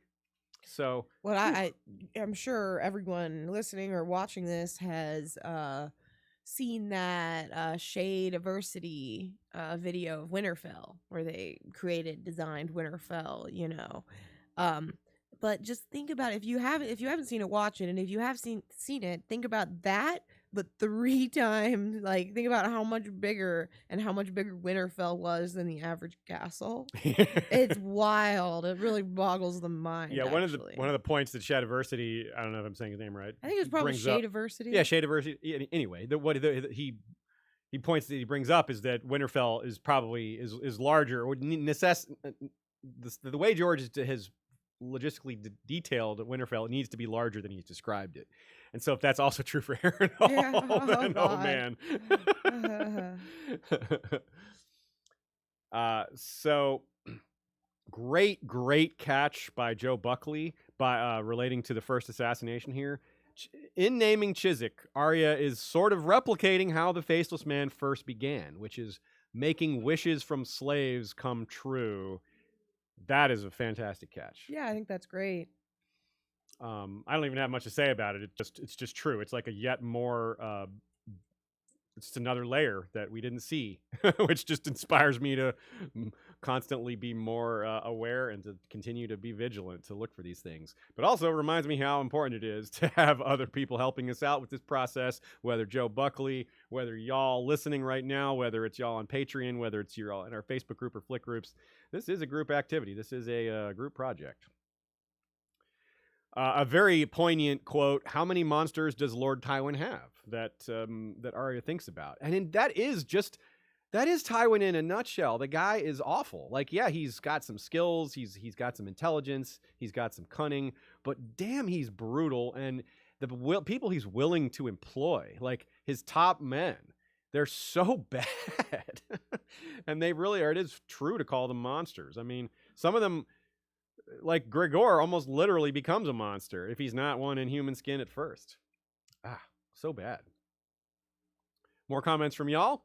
Bronwyn Holler says, I assume that Jaqen using the name Red God was a reference to them burning and R'hllor sacrifices are burnt. Yeah, I mean, if Jaqen is being sort of Victarion-like, meaning he has superstitions or beliefs in a variety of gods and not just his chosen, number one god, then he would know which, or at least have some sense of which god is involved in which scenario of life. And of course, that one's pretty straightforward. Burning up is like, well, that's clearly the red god that, is coming up. Interestingly, too, we're going to be talking more about gods and the variety of gods in our Catelyn chapters just coming up shortly. So something else is as a whole, I want to point you not just from this chapter, is just how much this book kicks off the assassinations and how many there are. Not in this book and a little bit in the next few books, but mostly here and early in Storm. We have Renly dying shortly. Later on, a sorrowful man is going to be sent for Dany, and that's in like her last chapter of this book. Balon's going to be killed by a faceless man. Probably during this book, though it's actually told to us in the next book. It may actually happen during this timeline. And of course, Joffrey and Tywin are both going to die in a storm of swords as well. And it's pretty fair to call those assassinations. And Doran Martell is not unlikely to be assassinated at some point in the future if the show is even remotely accurate on that point, though we don't have to necessarily take the show's killer. We don't have to assume it's the Sand Snakes like it was in the show, but it could be. It could be Darkstar. It could be something like that. But regardless, I do think Doran Martell is going to be added to that list, though it's fair to say that that's not part of this. He could also just sway die. This batch. Yeah, he could just die. He's it doesn't have to be, or it could look like he just died. Yeah, that's true too. It would be believable for him to just die. Yeah. So this here's another line that you noted, Ashea. Yeah, it just made me really sad. It's more of a whole paragraph, I guess. No one ransomed the Northmen, though. One fat lordling haunted the kitchens, Hot Pie told her, always looking for a morsel. His mustache was so bushy that it covered his mouth, and the clasp that held his cloak was a silver and sapphire trident.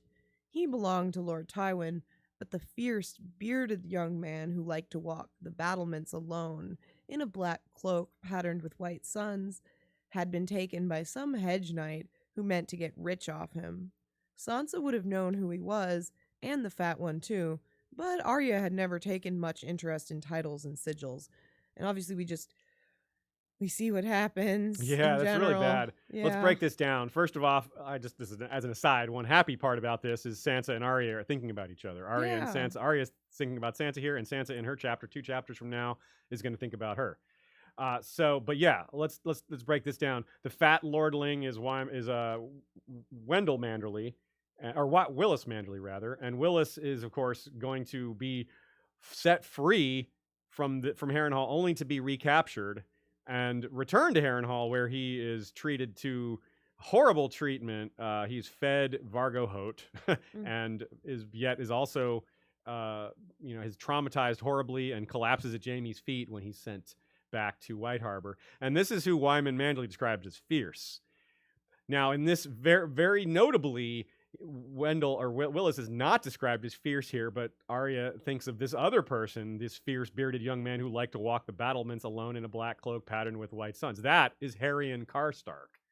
And Harrenhal Karstark, as far as we know, is still alive right now at the end of A Dance with Dragons, even though Alice Karstark has, with her new husband, the Magnar of Then, has taken control of Karhold.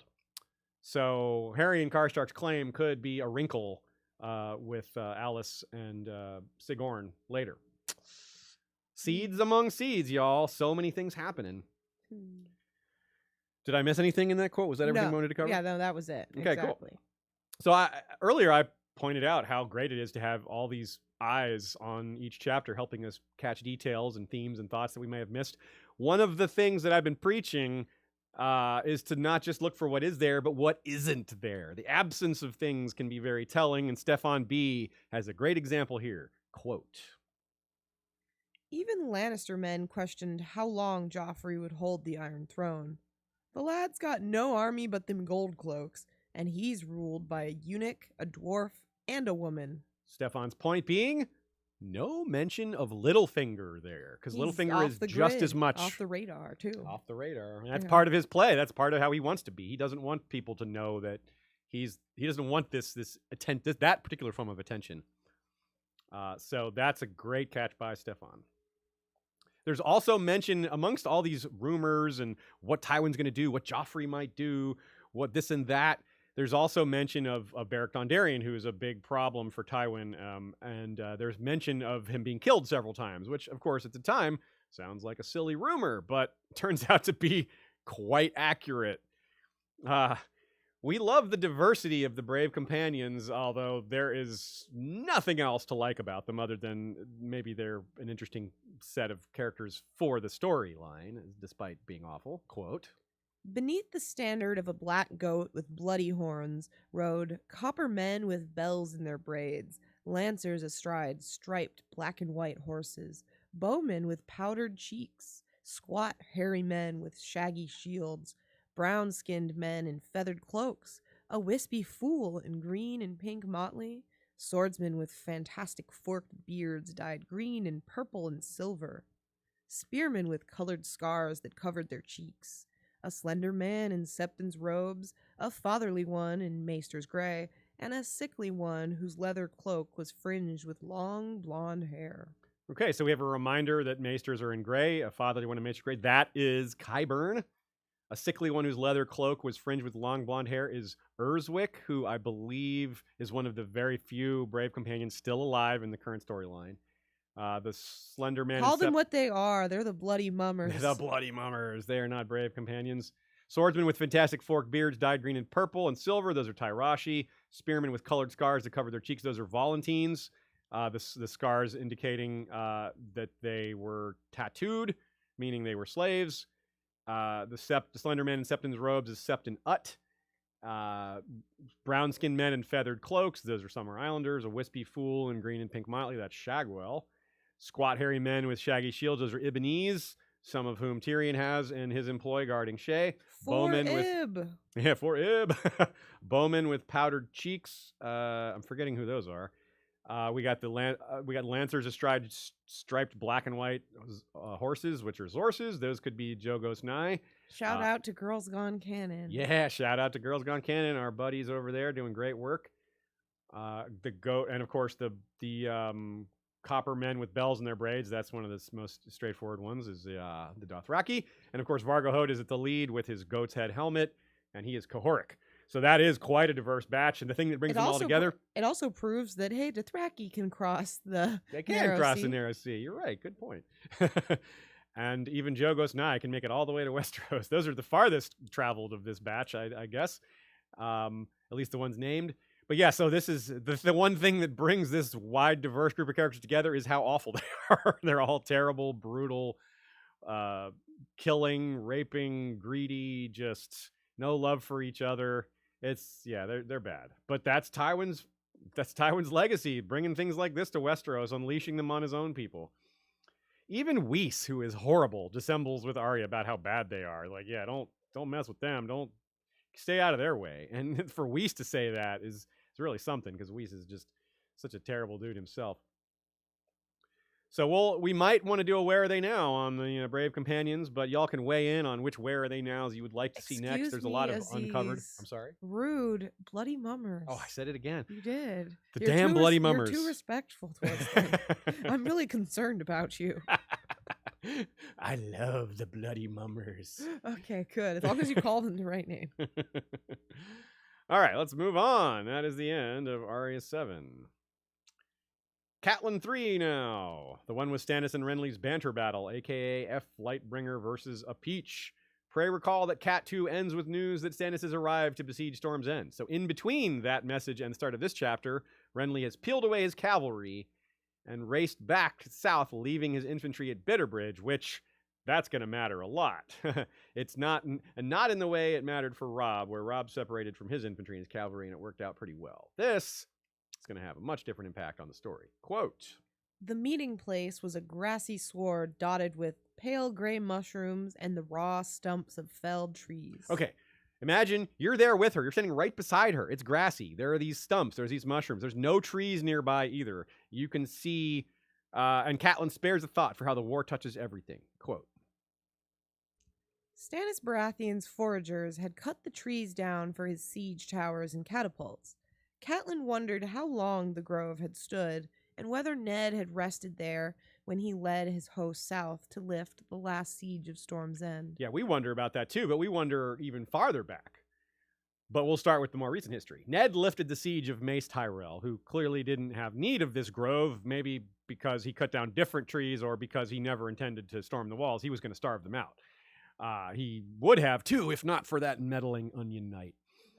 Subtext aside here, with all the history and backstory, the fact is this quote, this opening quote shows that they're standing in a wide open area where you can see in every direction. No one's going to sneak up on you. And that is the exact kind of straightforward situation that calls for Captain Obvious. Quote, "We are the first, my lady," Hollis Mullins said as they reined up amidst the stumps, alone between the armies. Yeah, as if, like, really, she can't tell that no one else is there? It's like, oh, without you telling me, I would have thought other people were standing next to us. A few moments later, they see Stannis coming, and Hal Mullins says, "That will be King Stannis," and Catelyn says, "No doubt." Captain Obvious, well, he does not miss his opportunities to get a few words in. And during those few moments we just skipped over for Captain Obvious related purposes, Cat thinks on the very cool and incredibly ancient history of Storm's End. The Werewood in its Godswood could tell stories, and I say could, because, well, a few chapters from now, Mel is going to burn it. Quote, "Some said the children of the forest helped him build it, shaping the stones with magic. Others claimed that a small boy told him what he must do, a boy who would grow to be Bran the Builder." So that is one of the stories that the Werewood could maybe tell us, meaning the origin of Storm's End. There's a lot of cool stories told about it, mixing in really interesting plot elements, Storm's End, Durin's God's grief, and Elenai. The Durrandon line is quite detailed in the World of Ice and Fire. There's, like, seriously, no exaggeration, like 30 different named Durrandons. So that's neat because that's unusual for such an ancient period. We're talking about Durins who lived and allied with the Children of the Forest. So that's a really long time ago, or at least during a time that's not well understood or known. So, to be clear, this is my understanding of things, is that since the werewood is destroyed, Bran cannot look at things through that werewood because it's destroyed. But that's my understanding. Is there any... I'm curious if anyone interprets it differently, as though because there was a werewood there, that if he's looking into the past, that he can look in the past there. I think he can still see the past there because, but maybe not right away because the way it's described not the is present there most clearly, but Yeah. I wasn't sure if he could see the past there. because it's said that Bran eventually won't need the trees for seeing things. So if so that implies that whether the tree is there or not will eventually not matter because his powers will be great enough to overcome that. Cool. Yeah, that makes sense. So there's a lot of mixed themes here. The idea that this character during God's grief was so stubborn that he kept going to war with the gods is quite familiar to Stannis' own story. Going to war with the gods, well, he might be going to war with the cold gods in the north. And certainly the stubbornness described by Storm's End and this massive castle and this guy just refusing to give up. That sounds like Stannis, and he is the important Baratheon of the batch. Like he's the one to emerge from the dust of his two brothers, younger and older, the ones with bigger armies and more fame. But clearly, he's the one that truly matters in terms of the story going forward. Not that the others aren't important, but obviously Stannis is the one that sticks around and keeps the story moving. Now, relating this to Bran the Builder, that's really cool. Bran the Builder would know things about standing up to the gods, and especially about big walls arrayed against a force of nature. The description of this thing, it's crazy. Let's do it. Let's read it. Yet Storm's End endured, through centuries and tens of centuries, a castle like no other. Its great curtain wall was 100 feet high, unbroken by arrow slit or postern, everywhere rounded, curving, smooth. Its stones fit so cunningly together that nowhere was crevice, nor angle, nor gap by which the wind might enter. That wall was said to be 40 feet thick at its narrowest, and near 80 on the seaward face, a double course of stones with an inner core of sand and rubble.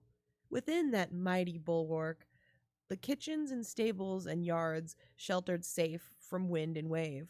Of towers, there was but one, a colossal drum tower, windowless where it faced the sea, so large that it was granary and barracks and feast hall and lord's dwelling, all in one, crowned by massive battlements that made it look from afar like a spiked fist atop an upthrust arm.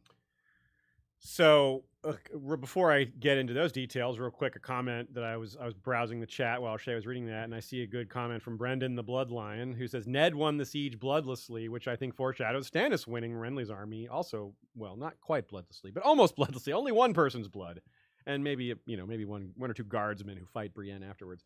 But that's a good catch. So yeah, this castle is really interesting. It's very unique, not just because of its age and it's standing up against weather, kind of in a loose parallel to the wall, made deeper by the connection to Bran the Builder, but just 80 feet thick near the seaward face and 100 feet tall. That is so big. It's massive, and this is not a pretty castle. This is a castle built for functionality. The one thick tower doesn't have a lot of ornamentation. Of course, it couldn't, because one of the important features here is not having things for wind to kind of grab hold of, not having places for wind to get purchased, because it would just tear them down eventually, and it might tear down parts of the wall with it. So you don't want any of that. You want it to be smooth. And George emphasizes the word smooth in the quote. When it's written, smooth is in italics. So Catelyn is herself is emphasizing that when looking at it. And also windowless where it faces the sea, which, by the way, is part of how Davos is able to sneak up on it. Not later, but many years ago. And so it's particularly interesting in that sense. And I love thinking about this connection to Bran the Builder, and how maybe that is a connection to Bran and being king later. Yeah, I mean, we have as well, obviously, people know the theories that exist. We're not subscribers to it, but the idea that our Bran is Bran the Builder or is some connection to it. But right there in that quote, you can most clearly see the fodder for it, which is others claim that a small boy told him what he must do, a boy who would grow to be Bran the Builder, which is a weird line, like that a small boy would be able to communicate such information. But anyways, I think it's worth mentioning. I don't put any stock in that very much at all. Right on. But regardless, a small boy can't teach you how to build a castle. That is true. So Storm's End too, I want to talk about the religion here. Something really interesting is how is all the different mixing of religious beliefs here. You have this Durin's god grief fighting against the quote storm god, which is, that the same storm god that the Ironborn now worship? Because we know that they're back in the day, like before even the first men worshipped the werewoods and the old gods, they worshipped like these different nature gods. There's a sky god. Some of these worships were more common, in fact, on islands. Some of these islands never really adopted the first men worship of the werewoods, which is probably in part because a lot of these islands didn't have werewoods on them, and also because they're just more closed societies where they have less traffic with the mainland and there's less influence from these more mainstream beliefs. So you have these super ancient gods that are vaguely still a part of Westeros. You have maybe a connection to the Ironborn storm god through that. You have Durin, one of the Durins, allying with the Children of the Forest against the Andals. That's a piece of ancient history that's probably a lot of y'all weren't aware of. Then we have a Durin taking on the Seven, converting to the Seven. Now we have Stannis converting them to R'hllor. So it's like so much of this is associated with Storm's End directly. So I think that's really neat. And you wonder if like the Storm's End, the nature, the name of the castle says so much about man versus nature, humankind versus nature, and as well as, of course, clever lines by Sir Courtney Penrose later when he says, "Pray recall, my lords, the name of this castle." Joe Buckley points out that Renly stating a man should always eat a peach because winter is coming. Well, that connects pretty well to what we said last week about winter is coming to also mean enjoy summer and life and appreciate what you have. Even Dagmar Cleftjaw weighs in on a similar theme here with Theon in a chapter we'll deal with next week, when he says, "We're victorious, but you're not smiling. The living should smile because the dead cannot." And Dagmar's Reaver wisdom is surprisingly on point there. Yeah. So let's move on here.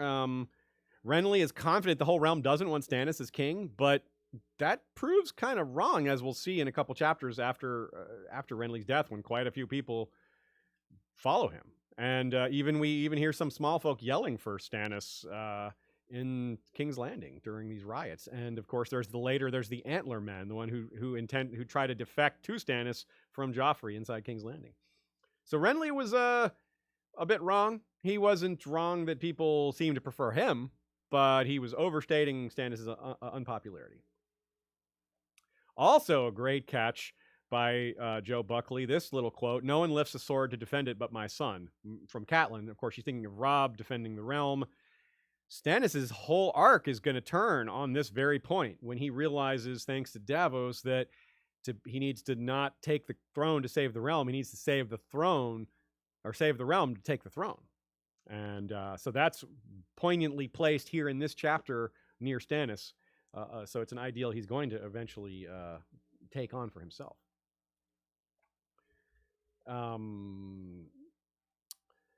Comment from Christine David: "It compares to Tyrion's mountain clansmen." That's obviously talking about Tywin's monsters. Yes. Very, very good point. I did not make that connection, and that's actually pretty straightforward now that you mention it. Well, maybe not straightforward, but once you see it, the connection doesn't need explanation. You're like, oh yeah, that fits really well.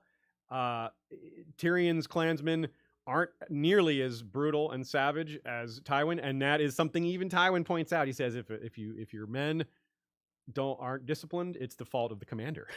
Mhm. And so Tywin was really taking a dig at himself because his men are incredibly brutal and unruly and savage. Tyrion's wildlings behave far better than Tywin's do. He can trust, Shagga and even Timett to basically follow orders and to not go around. We don't hear about Timett and Shagga going around, raping people or even, that like Shagga, like Timett kills a guy who cheats at dice, but Shagga only shags people consensually. they're the kind of wildlings we can all agree with. So that's a really good catch. Jaded Redhead points out mirrors this comment as well and expresses admiration for that catch. Very good. A huge point that we know now that we didn't know / know more about now is that how big a parallel Stannis is to Dany. It's something that becomes far more clear later in the series, and by the end of the show, it becomes massively clear because we haven't reached some of the parallels in the books yet, some of which I'm pretty sure we will have that match the show. In the next chapter, we're going to go really deep with some of those parallels, but to help set that up, Dany's parlay with the slavers, think about that. How she never really took them seriously in terms of honoring a bargain because slavers don't deserve to be treated with honor. That's not how far off from how Stannis sees Renly. He sees Renly as a traitor, and you don't owe honor to a traitor. You don't owe, consideration to a traitor. You kill them. And in both cases, when Dany pulls a fast one on the slavers, it results in her basically taking an army from them. And that's what Stannis does here. He kills Renly and takes Renly's army.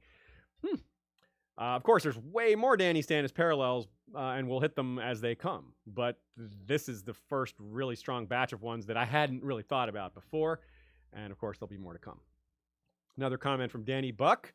Isn't it interesting how Brienne is surrounded by reflections? Renly is shiny bronze, a mirror of Robert in his prime, followed by Gendry. Catelyn becomes her own as Lady Stoneheart. Jaime is mirrored by Hyle Hunt, who is Jaime Writ Small, sardonic. He's a knightly image of and father of bastard and potential romantic figure. Oh, yeah. That's a good point. This is where it starts, where her mirror is shattered by a shade. Yeah, well said, Danny. That is very true. And of course, the shade is coming 2 chapters from now in Catelyn IV. In between, we have a Sansa chapter. Spirited discussion on our Facebook group, including Lady Gwyn, led by Nina, about Renly knowing whether or not Renly knew about the incest. The overwhelming majority of us believe that yes, he did, despite his seeming to pretend otherwise. It's hard to not know about the incest when you lived at court. Even though Renly, to be fair, didn't live at court nearly as long as some of these other people, he was there, and it was kind of an open secret. So, yeah, we don't need to get into all the details of why, but it seems pretty clear. If you do want to know, well, head over to our Facebook group and check out the thread. Some people want to know why Renly's army was so large in the first place. It's a confluence of factors. First of all, he was Lord of Storm's End instead of Stannis, so they knew him better. He had this more direct personal relationship with the vassals of Storm's End, and Storm's End has way more manpower than the vassals of Dragonstone, which is where Stannis was.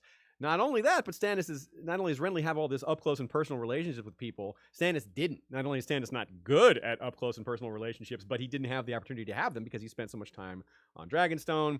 And he wasn't a very nice guy. He didn't make a lot of friends.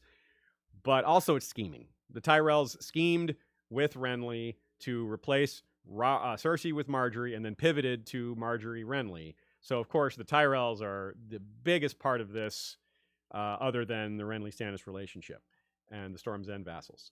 Because so much of Renly's army is Tyrell supported / enforced / ruled. And they are, of course, super ambitious here, even though their ambition hasn't truly been explained or put on screen yet. We all are very aware of it. We know that Olenna is working things in the background already, even though I don't even think she's been mentioned yet. That's it for Catelyn 3. Now, Sansa 3. King Robb, the socks, damn it. King Robb, the sauce boss of Oxcross, aka the one where Tyrion rescues Sansa. Hey, I make a tongue twister. It's only fitting that I occasionally fall for my own tongue twisters. Will you do it as a tongue twister now and say it? Tongue twister. Well, you say it like 3 times fast. The sauce boss of Oxcross. The sauce boss of Oxcross. The sauce boss of Oxcross. Okay. That's not too bad.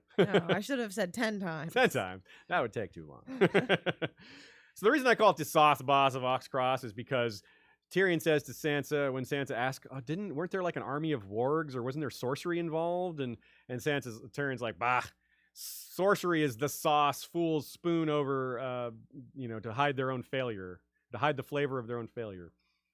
So, hence the word sauce boss.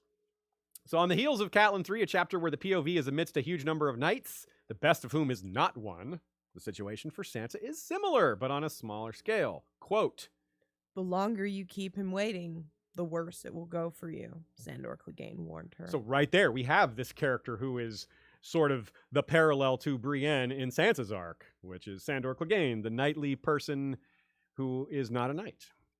Now think back on where Sansa began and where she is now. We did that for Lancel earlier. And think about this. And I don't mean where Sansa is now in terms of the story, like in A Dance with Dragons. I mean where she is now, where we are in Clash of Kings versus where she started. She started off dreaming of princes and castles and pageantry and all these things. Now she's being beaten regularly by her prince. Well, now he's king. Same difference.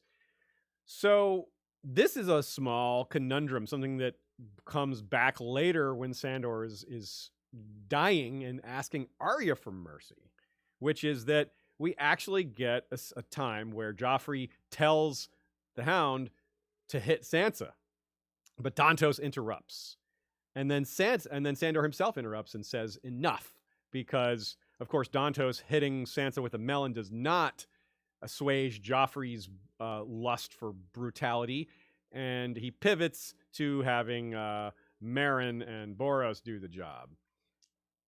Which reminds us that as bad as Meryn and Boros are, Joffrey is worse. Whew.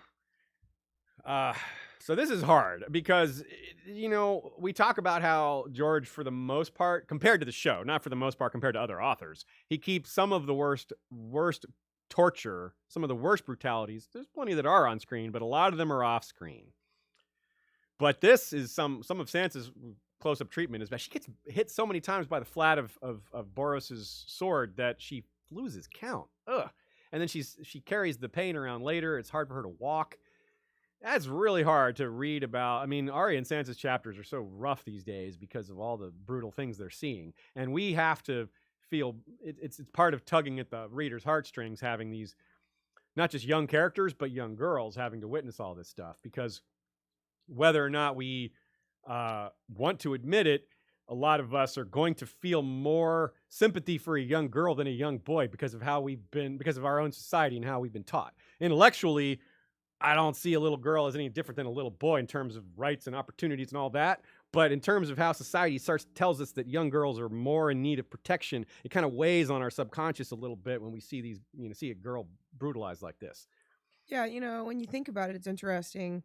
Sansa has a lot more, she has physical abuse heaped on her, whereas Arya's viewing it's trauma. Terrible. Yeah. It's trauma, and trauma for both of them, but like Sansa's the one that is being physically abused. Arya actually doesn't have really much of that at all. Yeah. Just the brief, it's still abuse, but it's not like this huge beating where multiple grown men are just beating her. Yeah, she suffers, like before Harrenhal, she suffered in terms of like starvation and all that, but she made it through that. I mean, I think Sansa would probably rather eat worms than to be beaten. So that's not comparable. True. But It's Arya, bad, if but she not were comparable. being beaten like those men, just the same thing we've talked about all these times, that she wouldn't be long for the world. She would fight too much. Yeah, it's the same thing Catelyn is wondering about Yeah. a little bit later when she wonders why Arya isn't at court in King's Landing. You're like, well, maybe they just didn't want her to embarrass anyone, but maybe that she's so embarrassing that they killed her. Yeah. So the second big part of this chapter, after Tyrion kind of interrupts Sansa's getting brutalized, is another example of why we can't have too many battles on screen, right? But it would also be unrealistic to have a medieval-style campaign without a series of battles. So you have to have balance. In other words, you have to have a lot of battles because that's just the nature of things. But you don't want to just get bogged down in showing battle after battle, because at some point there's just not enough to differentiate them. Certain battles like the Whispering Wood and Blackwater are just so unique, they're really interesting. Oxcross has some unique things about it, but it's not the battle itself isn't as significant as what it means. And I think it's nice to hear it as rumor. Yeah, because then first. there's some. Yeah, you're right. It is nice. Like you get to hear the whole bit of them talking about army of wargs and all the way the rumor spins it in a way that makes the Lannisters look less bad. It makes Robb, instead of pinning Robb as this amazing commander, they're like denigrating him for using tricks and sorcery, which is Tyrion is like, nah, that's exactly what they're doing. He's like, nah, they're just trying to downplay their own failure here. Robb won, and that's simple as it is. But this, of all the times that we've thought about whether Robb could have been a POV, and I don't do a lot of what ifs. It's just, we have enough to cover without what ifs. But this one is worth a little bit of exploration because George has specifically said he somewhat wishes he made Robb a POV. And this is a perfect example of when it would have been really valuable. For one thing, if this chapter were Robb sneaking up, us seeing through Robb's point of view, his seeing through Grey Wind's eyes as he sneaks around the towers, and as we see, well, let's listen to the quote from Lancel.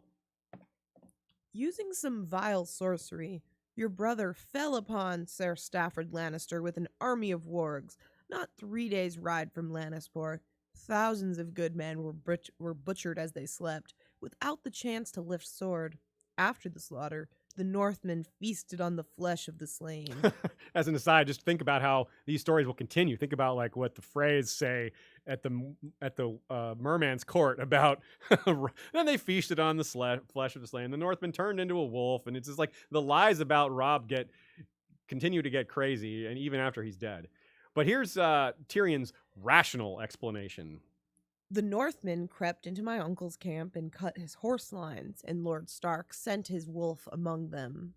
Even war-trained destriers went mad. Knights were trampled to death in their pavilions, and the rabble woke in terror and fled, casting aside their weapons to run the faster. Ser Stafford was slain as he chased after a horse. Lord Rickard Karstark drove a lance through his chest. Sir Rupert Brax is also dead, along with Sir Lyman Vickery, Lord Crakehall, and Lord Jast. 100 more have been taken captive, including Jast's sons and my nephew, Martin Lannister. Those who survived are spreading wild tales and swearing that the old gods of the North march with your brother. Yeah, so that's Tyrion is explaining where the rumors come from. He's like, they're spreading tales about their failure. Real quick, yeah. I never noticed that he says Lord Stark. Oh, yeah. He keeps up the party line. Yeah, not king. He won't say it. Like, I'm not calling him king.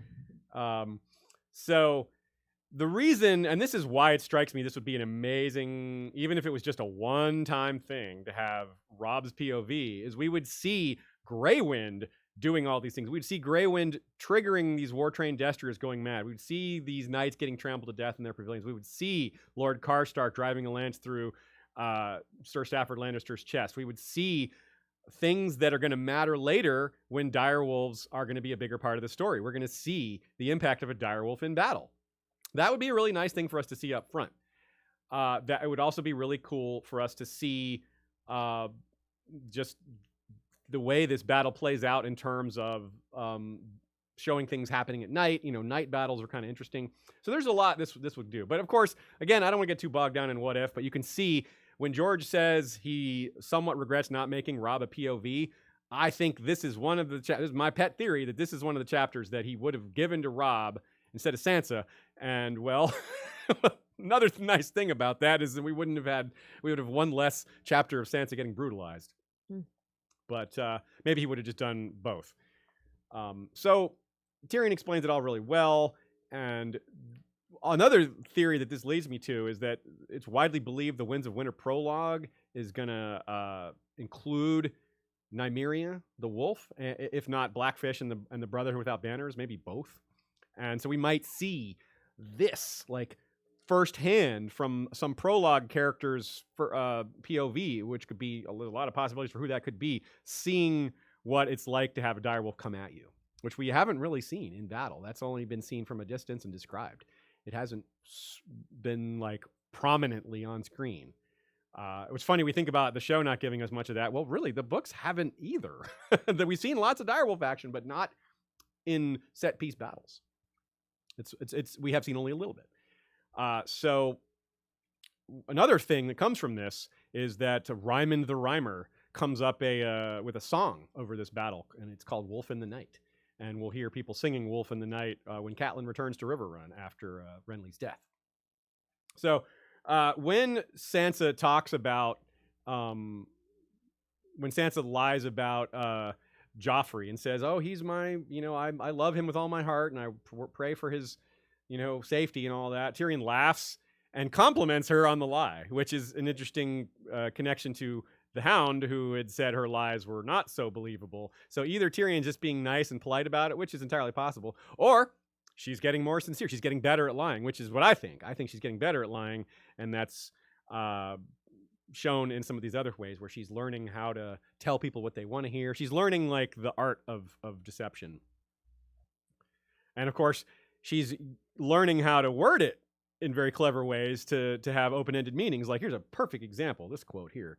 I pray for end to the fighting. Yeah, right? That's, of course. True. I pray for it, she does. Yeah, she does. She also prays that the fighting ends with Robb victorious, and she thinks Robb will kill you all, and that's the she left that part unsaid, but technically she is praying for an end to the fight. So that's really clever. Good job by George making her slowly bringing her along as a politician, because that's exactly the kind of someone like a politician would get in front of the cameras and say, I pray for an end to the fighting. It's just like, that's the kind of thing. Like, yeah, of course you do. It's like, no, are you pro or anti gun control? It doesn't answer anything. I think as Americans we have many choices facing us. Like, just answer the question. And Tyrion even catches us. He helps us know what's going on by saying, perhaps you are wiser than I knew, by reminding us that this is part of Sansa's growth here. A couple notes from Joe Buckley. He points out that Sansa had to wait back in the Tower of the Hand when Ned was captured and then executed. And then he notes that how another thing hanging over her, not just the brutality, is that a lot of people like Cersei are worried that Jaime will be killed. And Sansa has a different worry, though. If Jaime is killed, then that is bad news for her, because they may retaliate by killing Sansa. So she's worried that if Jaime dies, they'll kill her. And that no one really mentions that to her, but it makes sense that it would be in her head, and that she would be thinking about that as just yet another thing weighing down on her, which is motivating her to flee. Tyrek's wedding feast is the thing that kicks off the beginning of the unrest, and then of course we're going to have riots pretty soon, and this is a part of the setup for that, in part because starving people don't like hearing that rich people are feasting, and it's hard to not agree with them. Like, yeah, I would be pretty pissed off if I had literally no food, and a few hundred feet away people were eating so much that they were throwing most of it away. Fair or not, it would piss me off. And that's the point, and that's part of where the riots come from. Let's see here. A few comments from y'all and a few other random thoughts. Crossbow scenes were common in the show for Joffrey, and that's kind of mirrored here by several stories of Joffrey shooting people, commoners and such. So that's kind of comparable, I suppose. But we have this really unpleasant crossbow-related foreshadowing here. Quote, a yellow cat was dying on the ground, mewing piteously, a crossbow quarrel through its ribs. Sansa stepped around it, feeling ill. I'm sorry we made you read that one, Shay. I know, it's so sad, but I grabbed it. Yeah. Anyways. But if you hadn't, I would have. Very clearly, it makes you think of Tywin. Yeah, it's a yellow cat dying on the ground with a crossbow bolt through it, and it's not just the slow death of Tywin's legacy, but just the actual moment of Tywin's death. And triggered by Joff's death, of course, is going to cause which is Tywin's death, is triggered by Joff's death. I mean, I don't think I was clear on that. And which, like Tyrion, Sansa will be implicated in Joff's death. So this kicks off a lot of things, this little moment that's easy to just kind of close your eyes and read past, be like, oh, I don't want to think about this cat. But it is not just random brutality. It has meaning. This might be the first time we get the description of Tyrion's hand necklace. We definitely hear of him wearing it before, but I don't think it's described as interlocking hands. Not that that's super, super important, but of course, relevant. In the show, we're used to the hand pin. Yeah, that's true. Yeah, I once pointed out too that it's interesting to see the type of hand, like the character of the hand and what they believe their pin should look like. Like Ned wears the simple silver pin. It's regal but not gaudy. Whereas Tyrion and Tywin wear the hand, like the golden hands, which is a big, impressive but kind of over the top symbol. Whereas Bloodraven wore like a simple black iron pin, with like a simple black hand. Yeah. So you got these kind of variety of. But what about themselves. the necklace? What about the necklace? What about this hand? The hand. Well, that's necklace? what I'm saying. That's the one. That's what I'm saying. Tywin and Tyrion have the ostentatious one. Well, I just meant in the show. I thought you were referring to the differences within the show because they all had pins in the show. Yeah. Well, yeah, you're right. It's not the hand necklace that Tyrion strangles Shay with in the show, is it? Yeah, no. It's just some necklace. Yeah. Okay. It's yeah, not, you're right. That's a good point. I actually kind of forgot about that. So good catch. So here's another look. I think this is a quote that you grabbed here. Yeah. Some semblance of decency. Yeah, loitering stable hands eyed her insolently, but Ser Horace Redwine averted his gaze as she passed, and his brother Hobber pretended not to see her. Obviously, they're not the best, teens or whatever they are, the Redwine twins, but at least they have some decency enough to be like, this is not a good thing we're doing. Yeah, that we're part of. I agree that they have no ability to stop it, but they are not. They're not enjoying it. They're not. That's the only thing they can do. Yeah, they averting your gaze. That's really all you can do. Yeah, they can't do anything to stop it. Like you could say, oh well, they're cowardly. Well, all they would be doing is signing their death warrant. Yeah, or getting Joffrey to bring his attention to them. Yeah, which is them potentially dying or at least being tortured or something. So they really can't do anything. It's not cowardly. It's not brave. It's just kind of helpless. Which is basically Sansa's position. Yeah. Whereas the stable hands eyeing her insolently, they feel like they're punching up, like, oh, this poor little rich girl. Yeah, it's some Schadenfreude there. And yeah, speaking of Horace and Hobber, one of them also or horror and slobber. One of them is also behaves reasonably well and bravely during the riot. I think by then the other one has been sent home. Because they get split up. Anyway, that's a great catch by you. And there's this recurring theme that even Tywin, though he's a hypocrite about it, says wanton brutality. Well, Tywin doesn't say this. This is Tyrion's quote. Yeah. Wanton brutality is no way to win your people's love or your queen's. Fear is better than love, Mother says. Joffrey pointed at Sansa.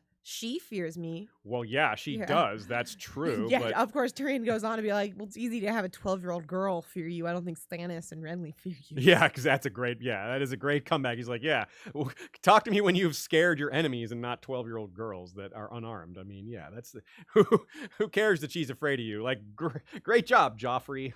Well done. But yeah, it's a common theme that the ways to rule, it's something that the fear and love dichotomy is something that's going to continue to really, really matter. It's going to matter with Stannis. It's going to matter with Daenerys. And with Tyrion. And it's going to matter with Tyrion. They do not love him. They fear him. And of course, it's other characters from history like Bloodraven. And even characters like Bran, who they don't really fear him. And they don't some of them love him, but there's also pity. So there's like these other emotions. A pity is death to fear, I think if he's king, I think if he's king and he's all knowing, basically, they'd fear him. Oh yeah, at that point they'll fear him, but at this point they're like, he's nothing. They don't worry about him at all. And we quoted the "perhaps you were wiser than I knew" bit from earlier, but there's another interpretation here. If we read the full quote, I am no stranger to nightmares, Sansa. Perhaps you were wiser than I knew. Yeah, that is because his nightmares are about Tysha. That is the one thing that he mostly is haunted by, because his dragon dreams don't really happen anymore, and those were maybe not nightmares in the first place. They were just, dreams of fire and things like that. It's not clear whether he thought of those as nightmares. I don't think they were, but that's the only other thing I can even think of that sounds like a nightmare that Tyrion has. So that is the slow build up of the Tysha arc for Tyrion here, even though this is Sansa's chapter. Nina has a good take here. Sandor literally tosses the cloak at Sansa when she's naked, and Sansa covers herself with it. It's so symbolic of Sandor's utter disdain for knighthood. The white cloak of the Kingsguard is supposed to be the ultimate prize for any Westerosi knight, the status symbol that signifies the wearer as one of the 7 finest knights in the kingdom. And this is a great point for her, too. I'm going to add to this point that she's making, because in the riot scene not long from now, they make a deal out of, should we wear our cloaks? The cloaks are pissing people off right now, etc. So it is referred to in many different ways as a symbol, and I agree with Nina that it is a status symbol, especially among knights and people who respect knighthood, which is most of Westeros.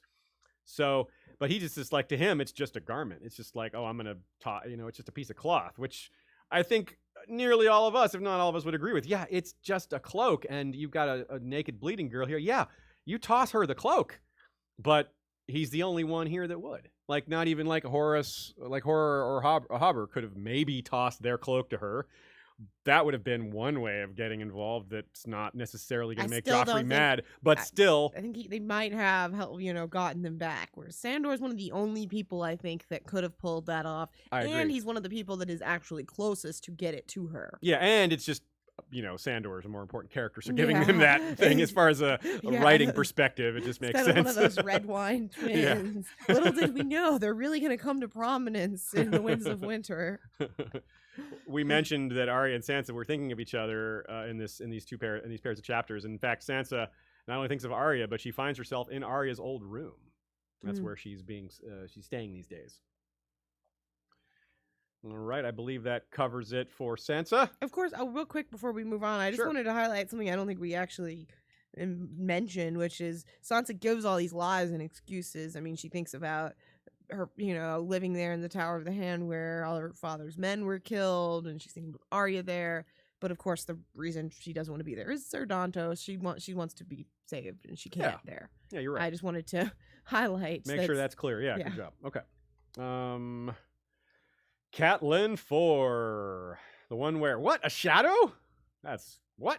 AKA the Gang Switches Baratheons. The bottom lines in this scene are extremely memorable. The death of Renly by Shadow Baby, Stannis getting most of his army, Cat and Brienne running off and forging a strong relationship, which later leads to Brienne running off by herself and being an important POV character. Quote, "It was full dark before they found the village. She spends all night in prayer, asking gods who have never shown any signs for protection. And her discomfort is reflected here, though. The sept itself is a poor place with visible damage to the gods, and it kind of makes her a little uneasy. And there's more to that. Quote, She knelt before the smith, who fixed things that were broken, and asked that he give her sweet Bran his protection. She went to the maid and beseeched her to lend her courage to Arya and Sansa, to guard them in their innocence. To the father, she prayed for justice, the strength to seek it, and the wisdom to know it. And she asked the warrior to keep Robb strong and shield him in his battles. Lastly, she turned to the crone, whose statues often showed her with a lamp in one hand. Guide me, wise lady, she prayed. Show me the path I must walk, and do not let me stumble in the dark places that lie ahead." So Bran, let's parse that out. Bran gets his protection from elsewhere. The gods are onto him, all right, but not the smith. It's the old gods. Arya and Sansa are getting stronger, but their innocence, definitely not. No one is guarding their innocence. I mean, Sansa was literally just stripped in front of a bunch of dudes and beaten. But she is at least, learning and making her way the best she can. Robb does not stay strong. He does in battle, but he gets hurt. And when hurt, it's when he has his weakest moment where he marries Jane and screws up his Frey alliance. Interestingly, she doesn't pray for Rickon here, but whatever. Here's another quote that is kind of tears at the heartstrings, but also has some deeper meaning. "Did your old gods ever answer you, Ned?" she wondered. "When you knelt before your heart tree, did they hear you?" So she's wondering about that, and, well, we know the answer seems to be yes. When, in A Dance with Dragons, Bran goes to the past and sees his father praying to the heart tree and can hear him. And in fact, it seemed to be that Ned hears him. But that's that's a different point. It's interesting, but we're focused on, did the heart tree hear him? And that's a distinct yes. I mean, we don't even need that quote to prove it, but that's probably the best proof we have. Bran actually in his POV being inside the tree and hearing Ned. So Catelyn's prayers don't actually amount to anything, but they do tell us a lot. And she does see the results of someone else's fervent prayers not too long after this. If praying is what you can call the birthing of a shadow baby, maybe praying isn't the right word, but it's certainly related to the gods and supernatural powers. So while Cat is praying, Mel and Stannis are doing dark sex magic or whatever. So again, it's what's not shown that is really important here for us to take note of. So and of course, and I call it dark sex magic because there does seem to be some death paying for life here, or life paying for death. Stannis seems to get older after this, and then even more older after he sends a second shadow baby after Sir Courtney Penrose. Davos specifically notes it, and Stannis starts having nightmares after this scene, yet he continues to deny his role in it. Even Melisandre denies her role in it to Davos when he's smuggling her into Storm's End, or outside of Storm's End. So that's a huge thing that we're going to talk more about later when we get into Davos and Stannis' role in all this, and Melisandre and how it impacts that plot line. Here we're going to be a little more focused on Catelyn and Brienne and the armies and logistics, but just keep in mind that the topics of personal responsibility, ethics, and who's responsible, who swung the sword, things like that are going to be a big part of Stannis and Davos and Melisandre going forward. Human sacrifice, all that. It's a big, big, interesting conundrum. But Catelyn and Brienne's side of this is super interesting too.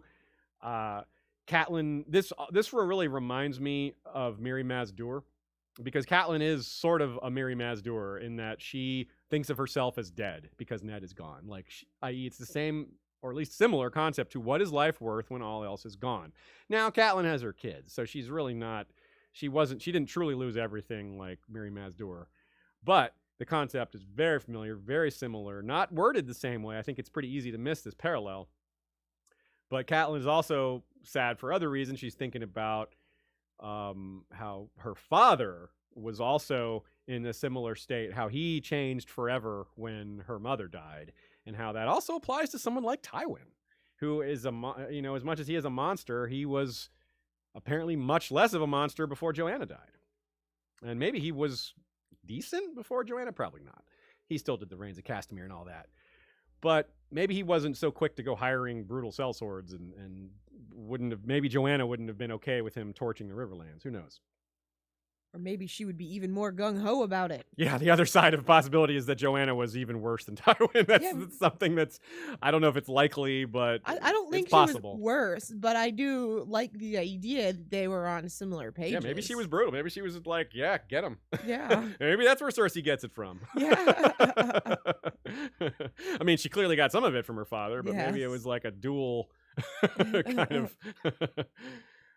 So not just Dany's scene with Mirri Maz Duur in terms of the life, what is life worth when all else is gone, but there's a lot of parallels here to Renly's death and the Mirri Maz Duur scene. I mean, you have warriors sworn to a fallen ruler seeking to avenge that death against a woman with magic heavily involved. Brienne is blamed for the magic. She's not responsible for it, but Cat and Brienne both get blamed for Renly's death. Mirri Maz Duur is summoning shadows. Of course, that parallel doesn't need explaining. This death of a glorious ruler with an enormous army. Compare Khal Drogo's massive Khalasar to Renly's huge army. Compare the Blood Riders dying outside Mirri's tent to the Rainbow Guard falling inside Renly's. Well, not during this scene, but when Loras arrives and sees the body of his king. We even have the issue in both cases of the body being important. Loras runs off with Renly's body, and that's important because Courtney Penrose refuses to believe he's dead until seeing the body. Meanwhile, Dany does stuff with Khal Drogo's body. Speaking of bodies and issues, I'm getting too deep with the puns. It's stunning to me that the magic of R'hllor, which she first witnessed here in taking a life away, is the same supernatural force that's going to keep Lady Stoneheart walking and talking and seeking revenge, and unfortunately, she thinks Brienne is deserving of some of that revenge. We'll get to that when we come there, but it deserves a mention here because we all know Brienne is not deserving of that revenge, nor is she deserving of the revenge here that someone like Loras thinks she's deserving of. Really, Loras should be angry at Stannis, who Brienne is angry at, which correctly, because she knows who did it. Brienne swears to kill Stannis for this. And maybe she should be swearing to kill Melisandre, or maybe she should be swearing to kill them both. But in what becomes a never-ending pattern of evidence here, Brienne proves more worthy than any of the other knights at being a knight. And as I'm showing in this chapter, she's also more like a blood rider, or, whose blood riders swear to kill whoever killed their call. And in general, this is a more apt comparison to the Rainbow Guard and the King's Guard. Loras, also like a blood rider, comes in and he's like, what? You didn't stop the death of our king, nor did you avenge it, nor are you even trying. You're just sitting here. So that was part of why he got so mad. Of course, the main reason is he's sad about Renly's death, but it's this ethos from these like ultra loyal bodyguard types, whether Rainbow Guard, King's Guard, or Blood Rider, that's all very familiar here, wrapped up in this incredible scene. So, example, Dothraki would cut their hair when defeated. Sir Courtney Penrose heaps shame on Gaiard the Green and Lord Bryce the Orange for continuing to wear their colored cloaks. He's like, if I had a cloak like that, I'd be ashamed to wear it. That's the cloak that your king gave you to defend him, and he's dead. How are you wearing that?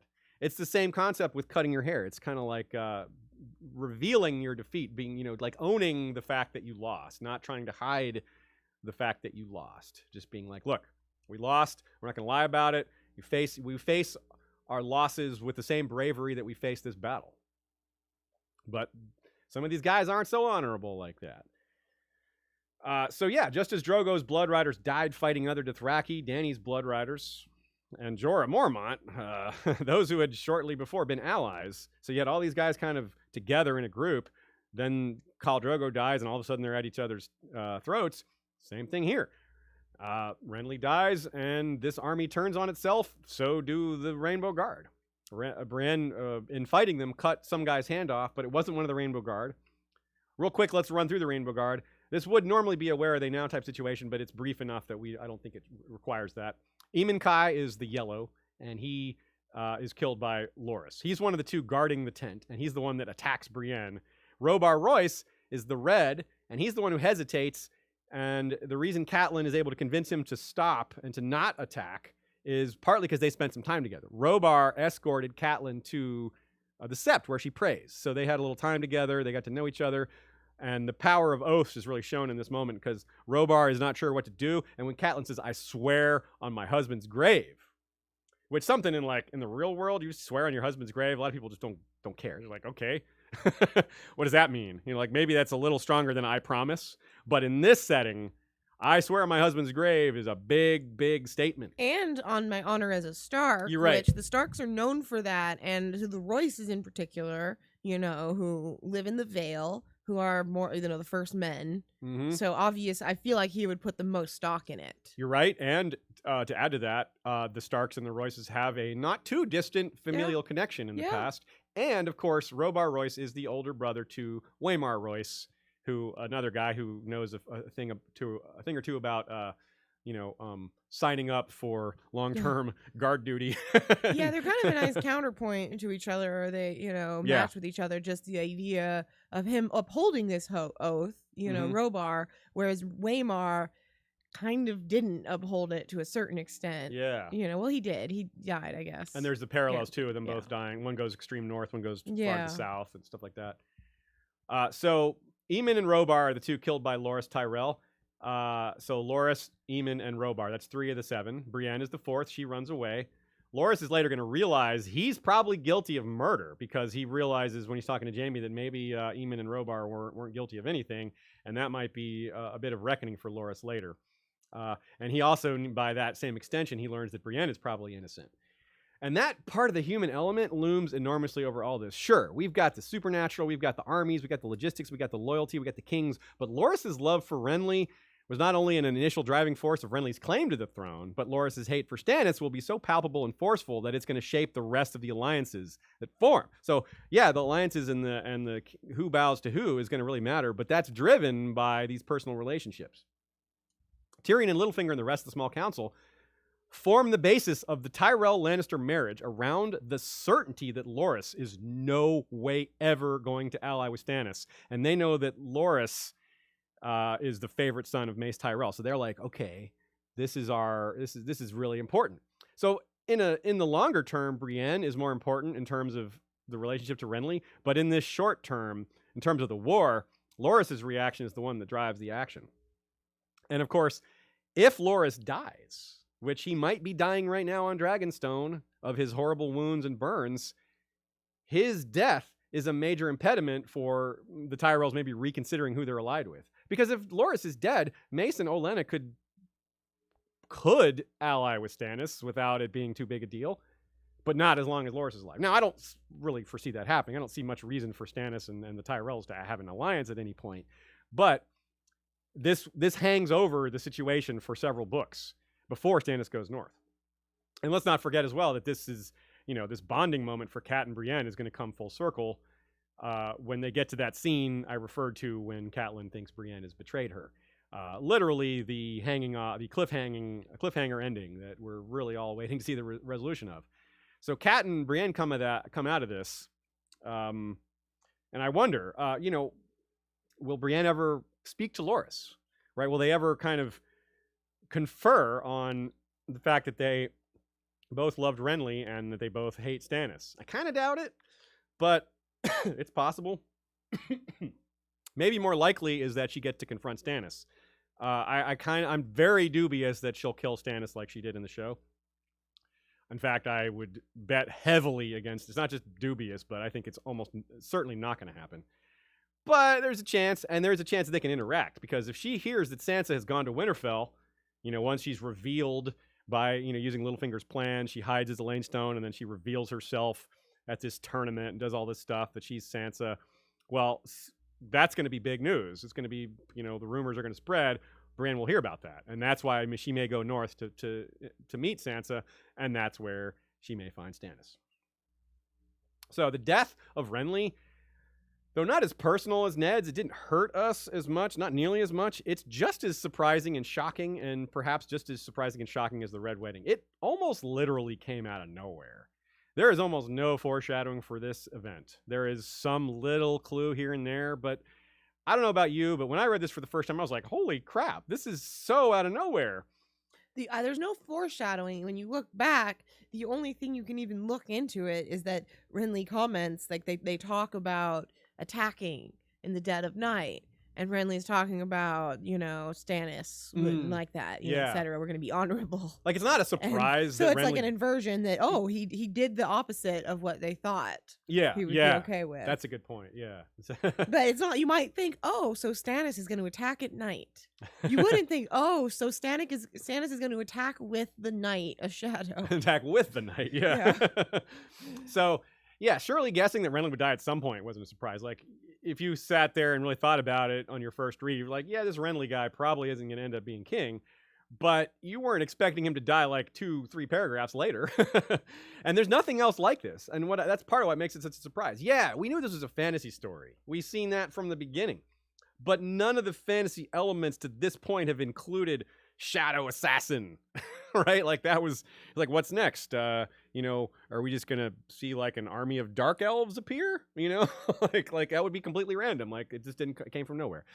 And I don't mean that in a bad way, because it's very clever use of George of writing technique by George. In one fell stroke, George reminded us again just how mortal these characters are, just how sudden these things can change. But it's a nexus where dispositions of armies and loyalties mingle with terrifying supernatural powers and a naive girl's unrequited love with equal significance to the story, right? Like, normally you would think terrifying supernatural powers and these thousands of men and who they're going to fight for next are more important than just this, Brienne loving Renly.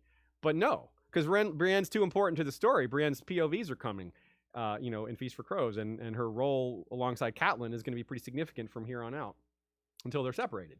So arguably she's more important. Arguably the emotional impact of this moment for her is more important than for the story than, where the armies go from here. You wonder too what Brienne's plans for her was. Like, almost every character was subject to a change in their arc when George scrapped the 5-year gap. And Ashea, you did a panel at Con of Thrones, not this last year, but 2018. Yeah, I did, on the 5-year gap. Yeah, there was one of the great theories that came from that, or maybe from before that. Wasn't it Bookshelf Stud's theory that Brienne it was Pretty Maris? Oh, yeah, yeah. Like, because Pretty Maris, the big, tough, badly brutalized, she's lost her breasts and her ears, and she's messed up really badly physically, but she's still quite capable of fighting. He wonders if, maybe during the 5-year gap, Brienne would have gone to Essos to look for Arya and ended up, in these sellsword Real companies. messed up. Yeah. Quite possible. It's a good theory, whether true or not. It fits really well, and I like it. I think you can listen to that 5-year gap panel. On You our can. YouTube We have channel. it's our video. It's a video on our channel. Yeah, so It's there about you an go. hour long. So there's more than this too, though. It isn't just Brienne and Loras and the setting up the Tyrell Lannister alliance, setting up Stannis' arc. It's also more on the personal level. Like I said, the Brienne stuff isn't nearly the only personal bit that's important. Stannis' nightmares and denials, and Davos is wondering all about that, and his negative thoughts on what Stannis is doing there. Even though his support for Stannis doesn't waver, he recognizes Stannis' morality as a bit questionable here. And that's going to come big because all of this responsibility, duty, morality, the power dynamics, and taking lives is all building up to Shireen and Stannis, which is perhaps the major planned climax for Stannis' entire character arc. And I would say that begins right here in this chapter. Also, really important, something we'll get into more detail with later is, I think we have a bigger picture of Stannis than a first-time reader would at this point, obviously. It's important to note just how unsympathetic Stannis is now. The things that we start to like about Stannis come later, like right after this, which is George going to great lengths to paint Stannis, to show Stannis as kind of evil, dirty, underhanded, but then to flip that and show actually there's a lot of honor in this guy. He promotes people like Davos. He respects Davos's views on how his lords are turncloaks. And there's a lot of things that start to balance Stannis out as a character. And it's just really interesting that he places this after Stannis does this really dirty, evil thing. Even though it's arguably sort of justified. Maybe not the method, but, Renly was a traitor by the laws of Westeros. Stannis isn't wrong about that. It's quite a conundrum, a moral conundrum. And that's Stannis' arc in a nutshell. Moral conundrums. George goes out of his way to slowly detail Brienne putting on Renly's armor, only for it to not matter. It's another poignant statement of protection only goes so far. He was in the midst of his army and with the people who loved him most. Yet there was nothing anyone could have done in that moment to stop it from happening. And of course, this is also tied indirectly to Robb, as Catelyn is thinking about Robb a lot during this chapter. And we know because Stannis said Robb's turn will come too. Catelyn worries that Stannis is going to send a shadow for Robb or something like that. Of course, that's not what happens at all, but it does at least put us in mind of the danger Robb is in, which even though it resolves a different way, it's true that she's in great danger, or he's in great danger. Can I make a quick correction about our 5-year gap thing? Yeah. It wasn't Bookshelf Stud. It was Joe Magician. Oh. He was also on the panel with me. Okay, cool. So no wonder we were confused. I think it's the second time I've made that mistake, actually. Uh-huh. I think it's the second time I've credited it to Michael, and it was actually Joe. Well, they're, Sorry. two peas in a pod. Yeah. They both have great ideas. It's like there's Chloe and Eliana. There's Aziz and Ashea, Yoke Boy and Lady Gwyn. There's Joe Magician and Bookshelf Stud.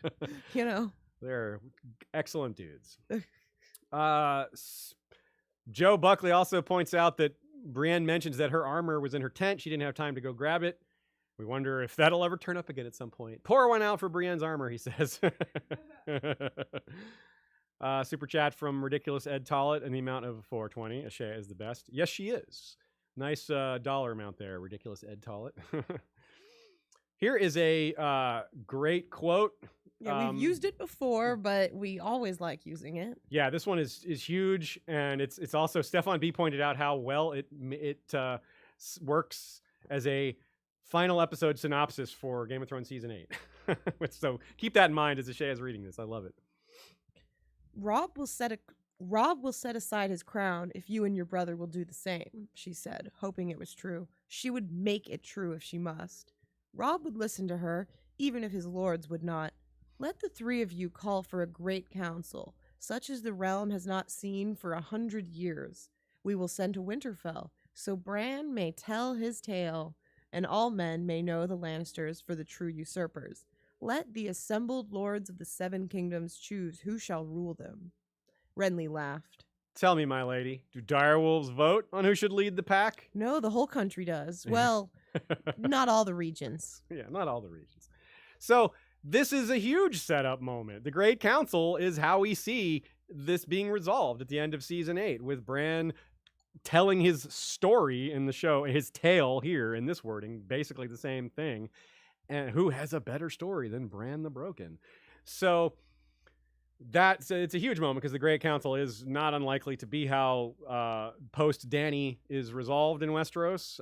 We're pretty sure George told the showrunners to do that, and they just did it their way. We'll get a much more thorough, detailed version eventually, I hope. But this is absolutely 100% what's being set up here, I think. We're going to get a whole book that's just a council meeting. And again, I want to remind everybody that the Great Council of, as she says, 100 years ago, it's more like 70 years ago, was run by Bloodraven. Oh, yeah. And it was after the death of Maekar, who is a very strong parallel to Stannis. And Maekar's hand was Bloodraven. Yeah. So the other Rainbow Knights I didn't mention. There's Guyard the Green, who is killed in the Battle of the Blackwater. Bryce the Orange, who is killed in the Battle of the Blackwater. And finally, Parman the Purple. He is the last one that we did not mention. Stannis sends Parman the Purple to go claim Renly's large infantry at Bitterbridge, and it doesn't happen. Parman the Purple is imprisoned by Loras Tyrell. Last we hear, he is still a prisoner at Highgarden. I think that's unlikely that he is still a prisoner at Highgarden, but we do not know if he has truly been set free. We believe his father has already bent the knee to the Tyrells and Joffrey, or to the Lannister throne. And so Parman is just kind of out there somewhere. He'll probably pop back up eventually, but we don't actually know for sure. Cannibalism / catapult anecdote foreshadowing here. What? What are you talking about, Aziz? Well, let's read a quote. As the long fingers of dawn fanned across the fields, color was returning to the world. Where gray men had sat, gray horses armed with shadow spears, the points of 10,000 lances now glinted silvery cold, and on the myriad flapping banners Catelyn saw the blush of red and pink and orange, the richness of blues and browns, the blaze of gold and yellow, all the power of Storm's End and Highgarden, the power that had been Renly's an hour ago. They belong to Stannis now, she realized, even if they do not know it themselves yet. Where else are they to turn, if not to the last Baratheon? Stannis has won all with a single evil stroke. So, that is, that's pretty big because it refers to many different examples we've seen before of how George likes to describe armies in the dark or in pale light, using the gray and white and black metaphors. And this is, of course, we're going to see much later when Stannis is up in the north. And we already talked about sacrifice. Now, the reason this cannibalism catapult anecdote comes up is we hear talk about how Cresson stopped Stannis from flinging some of the traitor knights by catapult because they might need to be eaten. Now, you wonder if Cresson was just like using sideways logic there to be like, maybe we shouldn't be flinging bodies, and he's going to give Stannis a different reason not to do it. But it's all leading up to Stannis facing down the quote-unquote the gods, the cold gods, perhaps in a siege of Winterfell that foreshadows or is mirrored by his time at Storm's End when he was nearly starved during the rebellion. So there is a lot at work there with the groundwork for all that coming up. And it strikes me, too, just how amazing. I think this chapter, maybe out of all of them to this point, including Game of Thrones, has the best prose. The way he describes these armies, the way he describes the light coming into these in the morning. And, for example, here's one that we picked out that I think is particularly noteworthy prose. It comes before this quote we've just read, when things are still dark. They rode in silence through sparse woodland where the trees leaned drunkenly away from the sea. The nervous whinny of horses and the clank of steel guided them back to Renly's camp. The long ranks of man and horse were armored in darkness, as black as if the smith had hammered night itself into steel. There were banners to her right, banners to her left, and rank on rank of banners before her, but in the pre-dawn gloom, neither colors nor sigils could be discerned. A gray army, Catelyn thought. Gray men on gray horses beneath gray banners. Yeah, everyone. It's all gray because it's hard to tell who the good guys and the bad guys are. It's hard to tell, and it's not good that they're fighting each other rather than things that Osha has said like the real enemy is to the north. That's who you should be saving your strength for. And phrases like armored in darkness, as black as if the smith had hammered night itself into steel. I mean, this is going to be a regular thing if we're faced with a real long night when there is no sunlight. There isn't going to be pre-dawn gloom. There's going to be just gloom. There is no pre-dawn anymore. So whenever we see language like this, it makes me think of things that are coming in the story that we don't have direct details for because they haven't happened yet. But we can be extremely confident that in some form or fashion they are coming. Speaking of colors, Nina points out that, and a few others, I guess, it was a couple of people made note of the fact that Renly was dressed in Tyrell colors when he died. And that just goes to show a little bit where the power in his army really lied. Like the Tyrells were by far the most important part of his army. And their not joining Stannis is cited as a major factor by not only Courtney Penrose, but lots of other lords who, off screen, are deciding which side to take. Super chat from Maura Lee. Love your channel and the fabulous content. And yes, the kitties. Of course, the kitties. They haven't made an appearance today. Well, the door is closed. That's true. You never know when the cats cats are are one cat in the room. Thank you very much, Maura. Tree Girl says, the stranger sounds like an other, the way Catelyn is interpreting. I have to agree. It says shadow with stars for eyes. It makes Cat uneasy. Same thing, yeah. Yeah. Makes me uneasy.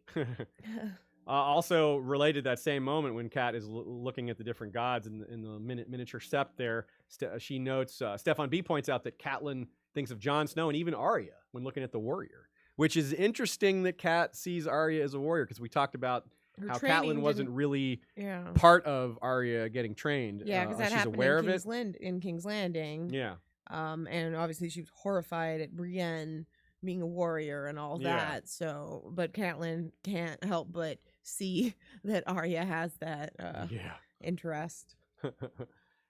And also there's some people wondering about the connection of Jaqen's mention of the fire god and whether we should be connecting that to Melisandre and the idea that if R'hllor is real and jealous, like if he has a personality or she has a personality, then that would in retrospect make Jaqen act correct that we need to give these deaths to the Red God or someone's going to pay for it. Someone out in the world is going to pay for it. You know, it's interesting that the idea that was brought up earlier that he had to give 3 more deaths, right? Because they took it through burning. Yeah. He doesn't burn. It's not like he burns the other 3 people. That's true. They're just deaths. They're just not deaths. To the Red God. Yeah. So I think that's a flaw with that potentially, but it could still count for it. Anyways, well, maybe it's not a flaw. It might be speaking to the idea that Jaqen was telling stories to just win Arya over in the first place, because we certainly, like, why is he responsible for Rorge and Biter,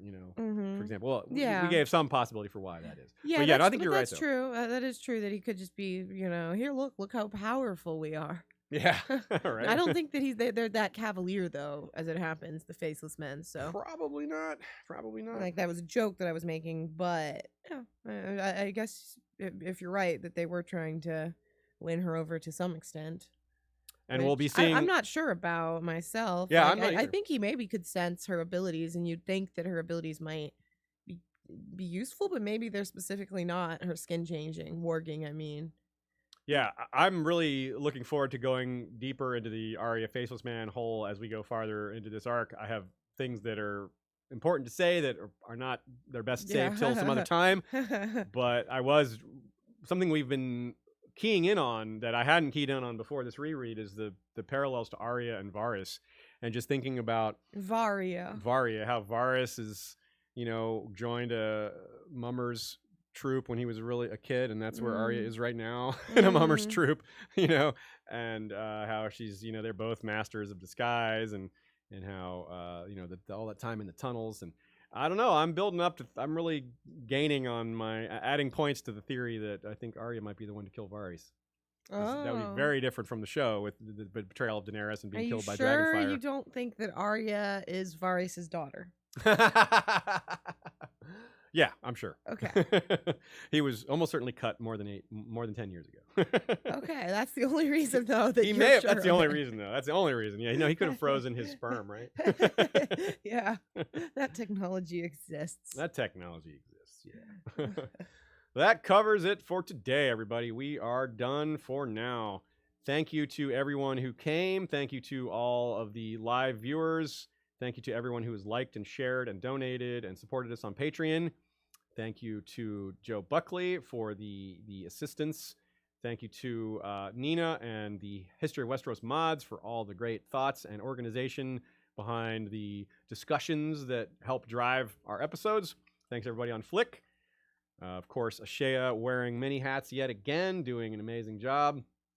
And she will help me read the next batch of chapters next week at the usual time. We've got a month straight of 3 p.m. Sunday starts, so no changes to the schedule until December 1st. That week, we will not have an episode at all.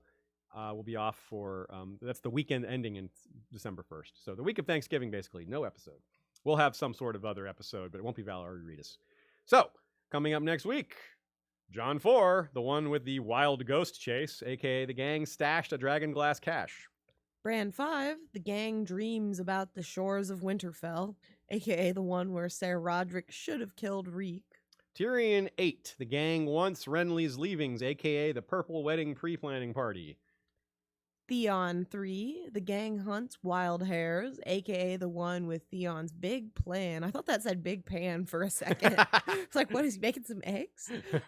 Arya VIII, the lion gang leaves Harrenhal, a.k.a. the one with basilisk blood. Catelyn V, the gang returns to Riverrun, a.k.a. the one with Edmure's big plan, or big pan. Yes, big pans and big plans aplenty coming to you next week. I forgot to mention that during Catelyn III, we reached the actual halfway point. I did mention it last week that we would be reaching the halfway point, but we did reach the halfway point of the book, even though we're not past the halfway point in terms of chapter numbers. That's because the earlier half of the book has longer chapters than the latter. And, well, we'll see what the rest of A Clash of Kings has to offer us, starting next Sunday, and continuing till the rest of the year, when we will be finishing Clash of Kings, if the schedule holds, right before the calendar turns 2020, at which point we will, of course, be going headfirst into A Storm of Swords.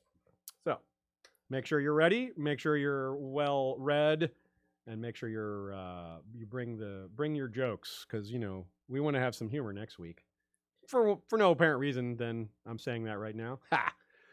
Until next week, everybody, thanks again. Valar Rereadis.